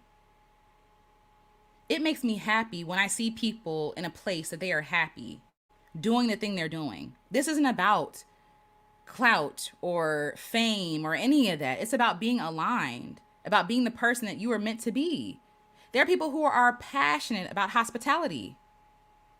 Like that is their passion. They love to serve people. They love to, you know what I'm saying? Serve people well and not overserve and like be subservient. I mean, like they like to serve from like their overflow. They love serving people. Like it fulfills them. Those people exist. Those people exist. I promise. I'm glad I'm talking to y'all. That makes me happy. That makes me happy. Yes. Oh, yes. Yes. Let's see. By the way, this is Maya. Hi, Maya. Zane, hey. On my new YouTube channel that I created despite my fears. I love that. And I will be subscribing after I finish this. Thank you so much for sharing. And thank you for starting your YouTube channel. That's beautiful. That's beautiful. Listen, Smella, I get it. I used to be passionate about customer service, but these customers, listen. Customers are not always right. And some people, listen, even that phrase, customer is always right, is wrong. It's like, oh, you have to withstand harm for the check. No, I prioritize my humanity over some money. I would rather not serve you than to serve you and have to like bite my tongue while you being nasty and mean to me. Absolutely not. No. Just because you're passionate about something doesn't mean you have to do it. or, stand for it. Abuse. No, they shouldn't be there. You get to decide who you want to serve. Yay! You're welcome. You're welcome. Congratulations. Congratulations. Yes. Okay. So, yes. So, carry out and try what you already have. You already have enough ideas. You already have enough experience, know how, knowledge. And if you don't, you have connections, resources, you have the internet. But don't overconsume on the internet and then try to figure out, like, oh, you can look at models and see them as models, but you can build what you want to build. You can use them as a reference, but you can build what you want to build in the way that you want to build it. And if you figure out, I actually don't want to build that way, that's also okay. That's also okay. It doesn't have to be super fancy or perfect, because perfection doesn't exist. Perfection doesn't exist. And usually our idea of what is perfect was created by somebody else, white men specifically.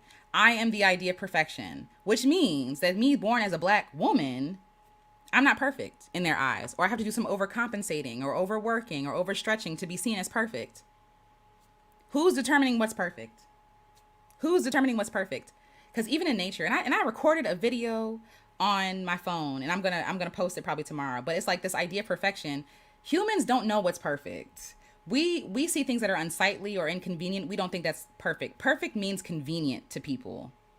Perfect means convenient, and sometimes our conveniences come at the disadvantages of other people.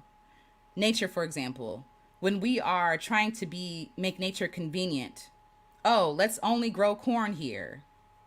You're destroying habitats, resources for animals, fungus, ants, bugs, all the things that keep things alive. You're using pesticides on things. You're using pesticides on bees, and we need bees for the world to go around. We need pollinators. You know what I'm saying? Like, shout out to Nina. We need pollinators, right? But we're using convenience as a definition of perfect. And so I'm not convenient, and I'm not here for your convenience. If my existence is inconvenient to you, I need not to listen to your rules. That's silly. Why would I listen to you? Why would I use your marker as the marker? What if I'm perfect exactly how I am? That example I used earlier of the woman who wanted to do the travel business, the travel business, and how she was like, oh, well, I'm not going to these fancy places. Well, that's perfect for somebody. It's perfect for somebody. Somebody's looking for a local vacation that they can afford and access. It's perfect. But our definitions are always skewed and defined by other people. What feels perfect to you? And not this, and that takes time and work, because we got to uncover, like, okay, where did I get my definition of perfect from? Who did I hear that from? When did I feel imperfect? Who lied to me and said that I was imperfect? What did that mean, right? There's layers to this. But, like, also, what do I feel is perfect? What is perfect to me? Standing in the middle of the trees, listening to the wind blow through the leaves. On a cool day, it feels like fall. The leaves are orange and yellow and red. It's crisp. I'm wearing a hoodie. Like, that's perfect to me. But to somebody else, they hate fall. They're like, fall means the coming of winter. But for me, that's perfect. It's a personal thing. What is perfect to you? What is perfect to you? And I don't even want to use the language perfect. What feels good to you? What is your joy? What feels good to you? What feels good to you?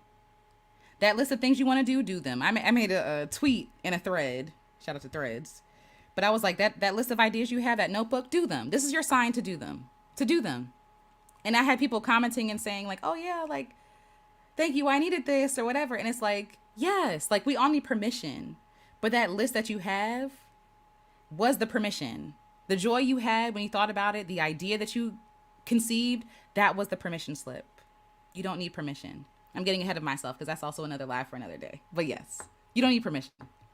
You just need bravery, community, support, execution, acceptance of yourself, friendship with yourself, the ability to do it imperfectly, being okay with it not making sense, being okay with not being good at something.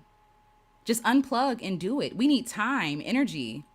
How are you spending your energy? Are you over consuming? Or are you doing? And obviously, do to your capacity. Don't overwork and, drain yourself of your energy. Because when you do the thing, best believe after I get off this, I'm about to get something to eat and maybe watch a movie. You know what I'm saying? Like, there's nothing wrong with that. But I also did what I felt fire to do in the moment. That's what I'm trying to say. That's what I'm trying to say. And not saying not saying it's a reward, but I also know like I did what I needed to do. And so I'm going to go watch a movie now. You know what I'm saying? Giving myself what I need. How many brainstorming sessions do you need? This is a note to myself. Alicia, how many brainstorm sessions do you need? There's not even a do. How many brainstorm sessions you need before you do the thing? Because some ideas only clarify with doing. They only get clearer the more you do it, the more you get moving. The experimenting and saying, oh, I actually don't like this. Let me shave this off and put this to the side. Right? Oh, I like that. Let me try that again, but this way, a different way. It's all experimentation. It's all science. Seriously, it's all the scientific method. Like for the program that I'm going to be releasing soon, that is the method I use. What calls to you? What is your hypothesis about this thing? Like, okay, let's set up a trial with low stakes, low pressure. Let's do it together in community. So you don't have to be alone, right? Like, let's fumble our way through this thing. We don't have all the answers, but we're here to share space with each other and figure it out along the way because every person is different and every voice matters. Every story matters. Every perspective matters. I can't be the perspective for everybody because I'm only Alicia, right? I'm only Alicia. And I'm not saying only to diminish myself, but like my perspective is my perspective. And I could be completely wrong when it comes to your situation. And I make room for that. I'm not perfect, you know? So the list of things you want to do them. And do them with joy. Do the things that make you happy. Do it in a way that feels good, that's easy. And easy is not a bad word. This is easy. Me talking to you all like this on live right now is easy. What's harder is for me to pre-record the video, edit it, chop it up, you know, put the things in it, make it all fancy, make sure I look good, make sure I sound good. I'm recording in my sound and the video. It's a lot of work. So to shorten that time from inspiration to execution, I'm gonna just go live and leave no time. There's no time. I write down my little notes. Let's go. And let's figure it out as we go along. And because I'm here showing up, you all are aiding me you all are adding to this conversation. We're having conversation. We're talking about things that need to be talked about that I didn't write down in my notes because I'm showing up imperfectly, incomplete. You know, I don't have my back check in my side. I'm like, this is what I have. And maybe later on I'll have more and I'll share more when that time comes. But this is enough. This in my workout clothes, sweating, burning up. You know what I'm saying? Talking into a mic, talking to y'all right now. This is enough. This is enough. Do it in a way that is easy, in a way that brings you joy. And getting things done on your list brings rest. Like when you do the thing, that fire that you feel, that you don't squelch or you don't like pour water on or snuff out. When you feel that fire and you take that fire and you put it out of you, you feel restful. You're like, oh, that was good. It's like eating a good meal. It's like, ah, that's good. That was a good meal. That was nourishing. Because even when you are nourishing others, you're nourishing yourself. When you are sharing with others, you are sharing with yourself. We're sharing a meal together right now. Like this is a meal together. Everyone's eating. That's here, right? Like that's going to see this. It's the same thing. You feel rested. You feel joyful. You feel at peace. That thing is not taking up space in your mind anymore. You're getting the download, you're putting it out. Download, put it out. Not download, download, download, download, download. It's like, no, I'm receiving, I'm putting out. Receiving, putting out. It keeps you light and easy and fun, and it helps you to build connections. Again, how many brainstorm sessions you need? How many ideas do you need? And again, like I said, I'm gonna put there is a landing page I have. It's like you can sign up for my email list. I'm gonna share it here because I want to, for the people who want to, you can also just like follow along. You get emails every once in a while from me, but also like I want to put together. So I have done Get Unstuck and Get Started, where we journey together to take your thing from idea to doing. And then I had something called The Garden, and I'm still doing that, but I'm doing that on Patreon now. So that's a whole other thing. There'll be announcements coming. But either way, if you want to get the information or be kept abreast with what I'm doing and what's going on, I'm going to share this with you because I'll be sharing share page link. And even if you don't sign up, that's also okay because I'll be sharing it here too. Did I copy it? Copy. Paste. Yay. So that when I do it, you'll be the first to know. But if you have an idea and you want to take it from idea to doing, I'll let you know about that soon. But even if you don't do this, y'all, that's fine too. ultimately, I just want you to do your thing. I want you to have enough confidence, enough bravery, not even confidence. I want you to be brave enough to take that first ugly step. To be like, you know what? The ideas that I have in my mind, in my heart, the ideas that I wrote down, they're worthy of seeing the light of day. They're worthy of, I'm worthy of fumbling through something, of being imperfect and still being seen and still sharing my light with the world. I don't have to dim myself because I'm less than. You're not less than. You're enough, and you always have been enough. You always have been enough. Again, like I talked about, the things that we're talking about here that you're resonating with is stuff that you've already felt. Probably stuff you already felt and known. And I love when people share their story and their truth. Like there's connection there, there's wisdom there. But there's also like affirming, like affirmations. There's like it when people share their story and they're brave enough to be vulnerable, there is beauty that happens because it's like I feel seen. I don't feel alone. That's why I love the internet right now, because we're almost too connected. It's not almost. We are too connected, yes.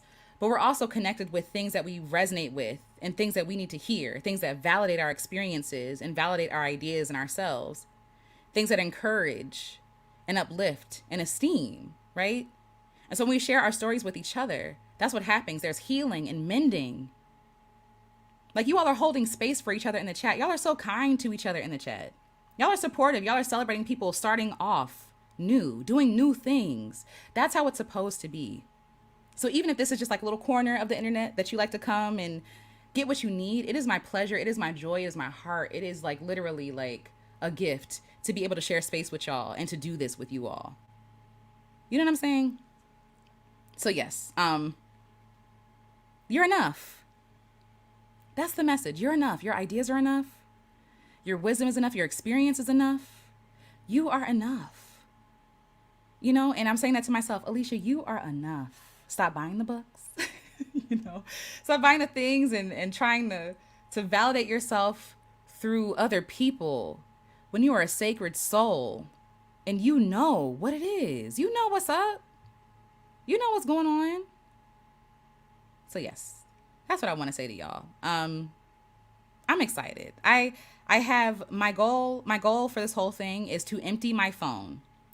All the ideas that I have, all the workshops I want to put on, all the talks I want to have, I'm going to do all of it. All the podcasts I want to start, all the radio shows that I want to start, I'm giving myself permission to play, to be human, to not niche down and to be palatable to people. I'm tired of being palatable, because even if I'm comfortable to other people, I'm not comfortable with myself when I know that I have things I want to do. I don't need to ask permission. The idea is the permission. The joy, the passion, the fire is the permission. You have permission. If you need permission, I feel you. You have permission to do the thing. To do it messily, to do it inexperienced, to do it scared. You have permission. You're allowed. You're allowed to fumble through. You're allowed to figure it out as you go. You're enough. You're enough. You're worthy. And your value and your worth is not changed based on your experiences, based on what people say about you, based on who comes and who doesn't. You're solid. You're good. You're good enough. You are enough. You are enough. And I hope that resonates with you. I hope that holds you even for this moment. And I get it. It's really cool, like, to hear it and be like, yes, yes. Come back to this as often as you need to. As often, write it down. I am enough. I'm allowed to be messy. I'm allowed to not make sense to people. I'm allowed to not be understood. I'm allowed to be left, but I don't want to leave me. I'm committed to me and the visions and the ideas that I've been given. I have a responsibility for that thing. I have a picture of myself as a child on my phone, because we talked about childhood, and I'm like, would I tell her no? No, you can't, because people aren't gonna love you anymore. People aren't gonna understand you anymore. You can only do one thing. I would never say that to this face. Never. And she's me. And she is me. Why? This is who I am. This is who I am. I'm older. I'm bigger, right? I'm different. I'm a little different now. I'm more mature. But this is who I am. If I would never say no to this face and to tell her that she's not worthy, or she should worry about what other people think about her and live her life based on other people's assumptions, If I would never say that to this person, why am I saying it to myself? And it's not to be mean, it's not to judge. It's just being, why would I say that to myself? Where did I lose myself? Where did I lose myself? Where can I find her again? And speaking of meditation, that's one of the meditations we're going to do on Patreon soon.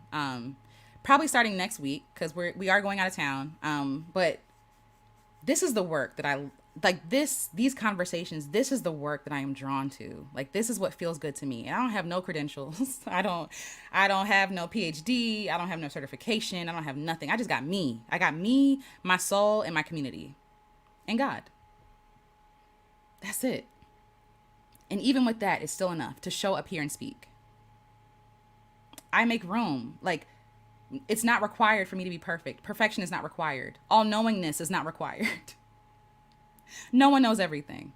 All knowingness is not required. What's required is me showing up and doing my part and seeing my part as not incomplete or whatever. Seeing it as enough, because that's all I'm supposed to do is be Alicia. That's all I can do. Literally, that's all I can do. I can try to be other people, but it's not going to work. That's all I can do. And all you can do is be yourself, and who you are is enough. Okay? So, I love y'all. I appreciate you all hanging with me this morning and afternoon. Is now afternoon. I want to see what you all are saying before we leave. But yes. I'm so very blessed. Yes, I am enough. Period. Hard stop. Turn the page. I am enough. You were born enough. As a baby, you were enough. How did that change? Because you got older. How'd that change? You know what I'm saying? Do all the things. Yes. That's what I'm finna do. Do all the things. And like, we're the permission we're looking for. Like, we got to give ourselves permission, even if other people aren't going to give us permission. Because what I am saying goes against all the things people are saying. Don't do everything. Just do some things. And if you do something else over there. I don't want to do that. There's too much to manage. Life is complicated already. I'm tired. You know what I'm saying? Make it simple. Yo, I am complicated. If you don't want to watch this one, you don't have to. Maybe you'll catch the next one, or maybe you won't. Maybe you will unsubscribe. Who knows, right? Like, but I gotta be me. I gotta be free. All right, let me see what y'all saying. Yes, get rid of that stuff. Yes. Hey, Marilyn B, it's good to see you. Remove those labels. Yes. Look underneath the labels. Enjoy, be silly, have fun. Yes, I celebrated my 74th summer last month. Congratulations, Marilyn. That's beautiful. Oh, beautiful. You're missing out a lot. I'm one of the elders, retired since 2006. Hey, shout out to you. Shout out to you. That's awesome and beautiful. Thank you for sharing that wisdom with us, Marilyn. I appreciate that. Thank you. Thank you. And thank you for signing up. I appreciate that. I heard that procrastinators can also be perfectionists. Yep. And they aren't doing anything until they can do it completely right. Yep, I resonated with that. Yes, and same. Perfectionism is fear. Perfectionism is fear. Procrastination is also fear. Oh, it's not the right time. I don't know. I'm not ready yet. It's fear. It's the fear of not knowing. Valid. It's the fear of not knowing how people are going to respond. Valid. It's the fear of not being perfect, not being seen, the fear of rejection, the fear of being seen, right? Like, all the things. It's all the things. Incomplete can also be complete. And yes, absolutely. Thank you for correcting me. Absolutely. Being incomplete, like this, when I said, like, be okay with showing up incomplete, like, be okay with feeling that feeling, but knowing that who you are is enough. And it is complete. Like Simply Reen is saying, yes, you're complete in that moment. Who you are in that moment is enough. It is complete. Thank you for sharing that and correcting. Thank you. Seek guidance, not permission. Absolutely. Absolutely. I constantly tell myself, for every demand, there is a joyful supply. I love that. Y'all are here with the affirmations. I don't know about y'all, but I'm going to come back to this comment section and write down these affirmations because these are good. Y'all are speaking good. For every demand, there is a joyful supply. Joyful workers in every industry is possible. It is. It is, especially when you're not exploiting them. Okay. Hi, Love Heals. I love that name. I move to tears with gratitude that you exist and you are you. Wow. Oh, you're gonna make me cry. Wow. Wishing you powerful freedom, transformative joy, and superlative love. Love Heals, thank you for that. That is healing to me. Thank you. Wow. That you exist. And isn't that affirming for all of us? Like, the world is grateful for all of y'all existing. Existence is all that's required. Being is all that's flowing in the moment, being in the moment, sharing what you have. is all that's required. Thank you, Love Heals. Thank you. Mara or Mara. I keep saying Mara. Please forgive me. Girl, I'm so over customer service. Oh, listen. I used to work in customer service. It is rough. It is rough. God bless. God bless. Cause yes, customer service is rough. It's rough. Yes, that's good. Yes. Yes. Yes. I gotta be me. I gotta be free. Shout out to whispering in his ear. Who's that? My magic potion for love. Oh my gosh. Denise Williams, free. Shout out to Denise Williams. I got to be free. I got to be me. I got to be free. Yes. Born free and born enough. Period. Period. Yes, all the things. All the things. Hi, Echo Lyris again. That's so funny. I found a pic the other day of myself when I was even younger than your pic, and I got sad. I got sad thinking what went wrong. Oh no. But yes, I understand. I see you and I honor you. I understand that. I understand that feeling. Like where did I lose her? Right? And half that stuff, like, none of it is our fault. It's not. It's so sad because it's so common. That childhood, that maybe 5 years before, like, we're just thrown to the wolves, fending for ourselves, like these weak little vulnerable people. Oh, I'm gonna cry. These weak little vulnerable people being told that they're not enough, or now they have to compete. Ugh. The system is wicked. It's not you. Yeah, it's not you. I hope that you have grace with yourself even when you ask that question, because it's not you. It's not. I need to break out of my procrastination. I'm aware of it and I don't like. It's literally a wall blocking me. Yeah, yeah. Listen. I think sometimes with procrastination, I don't know what the root of your procrastination is, but for me, sometimes it's like, again, like, oh, it's not perfect. I'm not good enough yet. It's not the right time yet. And for that, I just execute. I just move. Just like this live that I was going to do. I was like, oh, I need to take a shower first. I just went for a walk. I got to change my clothes and da da da. No, just do it. Just show up. And try, like, again, lessen that time between inspiration and execution. You know, that sometimes helps me. But yes, I hope that's helpful. I hope that's helpful. Woo. Yes. As long as you acknowledge that and commit to working on it, we are on the right track. Simply Reen, perfect. Beautiful. Beautiful. Beautiful. Journey to Kingdom Woman says, you are God's greatest creation. Rejoice in the fact that he made you perfectly and with intention. Period. I have the fingerprint of God on me. Can't nobody say nothing to me for real. You know what I'm saying? Like, we are all reflections of God. We are all pieces of God. We are all handiwork. We are all works of art. We are all magnificent and beautiful and poetic and like healing. Like that's what we're made of. That's what we're made of. We need to walk in that truth. And it's hard to remember. It's easier said than done. I get it. It's easier said than done. But please hold on to this fact. It is a fact. Fact. Hey, hi, it's Cecil. Cecil, hello, welcome. We're just about to wrap up, but I do want to thank again, A-Line. Thank you so much for becoming a member. I appreciate that, and thank you again. Let God handle it. That was very generous of you. Thank you so much. Thank you so much, and thank you. I am not Jessica for being a member for 4 months. Shout out to you. Woo woo. Thank you so much.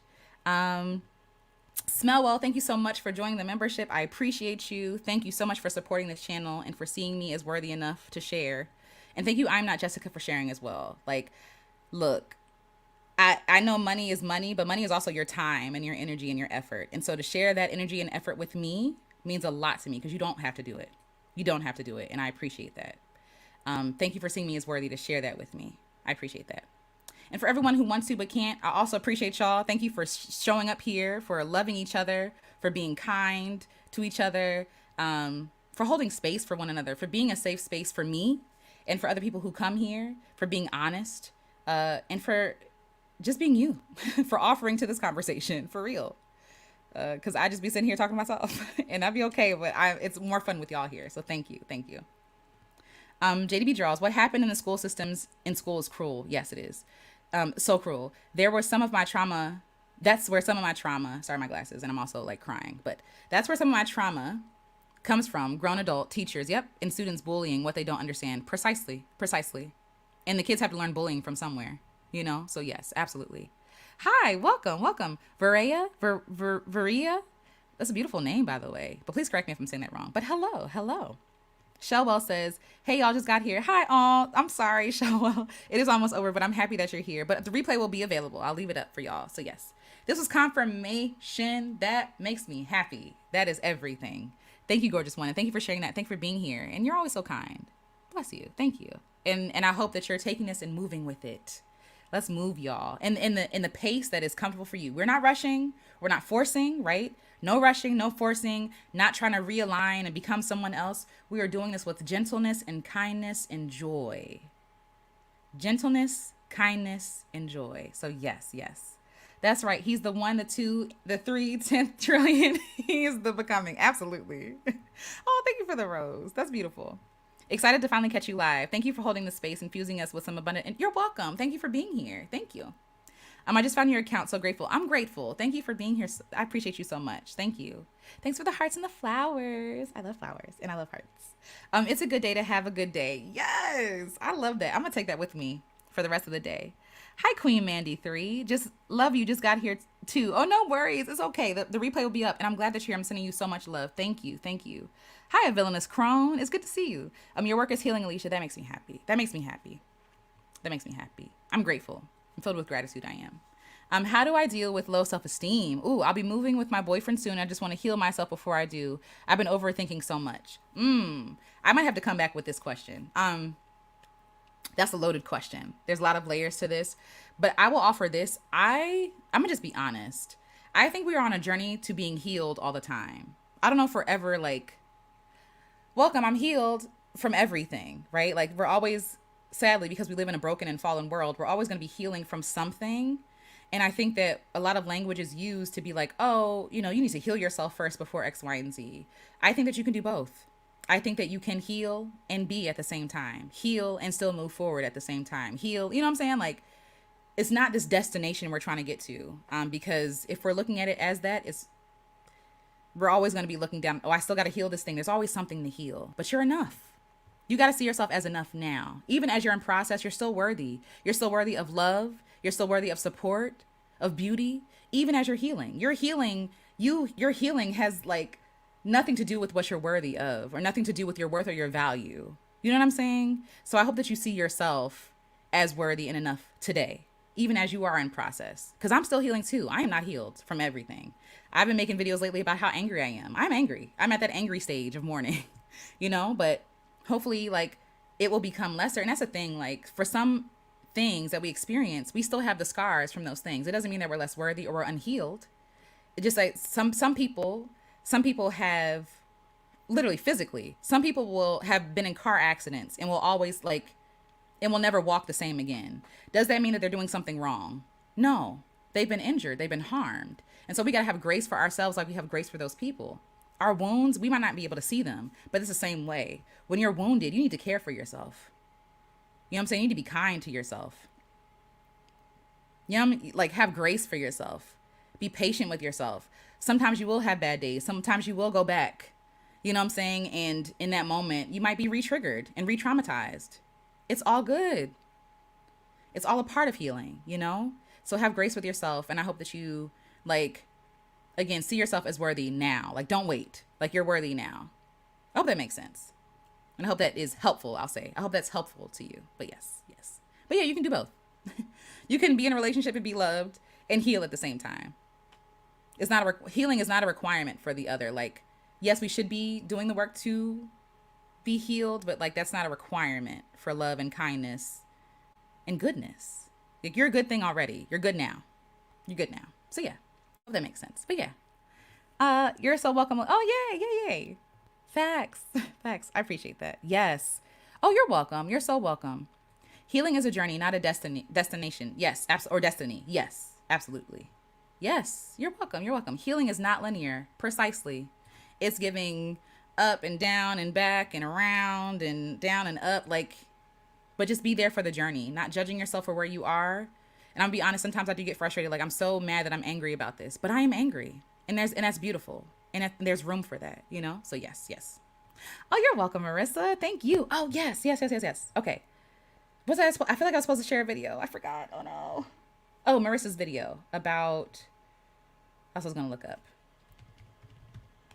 Price and Lavendula's book. So before we get out of here, I want to share this with y'all. But yes, Marissa has a video about collaboration over competition. Copy and paste. Oops. Share. Copy. Paste. And Lavendula has a book about a lot of what we talked about today, actually. Ooh, it's hot. It's hot in here. Let's see. Here we go. Let me actually get the book too. Hold on. Okay, it's called The Box by Lavendula. If it'll, yes, a collection of poetry and prose. And it's actually really, it's really good, and it's actually really like on time for what we're talking about. If I can find it.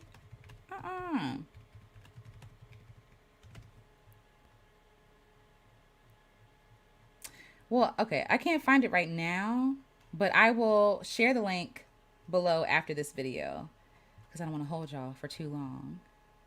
I do want to give a shout out. But yes, I'll come back. I'll share the link below later. But yes, this is the book. It's called The Box, a collection of poetry and prose written by Lavendula. So yes, inspired by a simple metaphor used to describe feelings about certain aspects of life, The Box is a collection of writings summarizing the experience of feeling trapped. The box itself is representative of many scenarios, from trapped within a system, I'm trapped within thought, or trapped within a loop of experiences. Lavendula is a new author sharing poems, short stories, and personal essays about her post-college career struggles and finding her place in the world. She has loved writing since a child and is now taking a break from her career in finance to pursue this passion. Shout out to Lavendula. We love you. We see you. Please support her if you can. You can get this on Amazon. I can't find the link right now, which is really frustrating. But y'all, this is really good. You talking about resonating? This resonates. It's delicious. Okay? So, all right. But I hope that you all have a wonderful day. A wonderful, what's today? Wednesday. Stay cool. And I will talk to you all in the next video. Bless you. Love yourselves. Love each other. And I'll see y'all next time. Okay?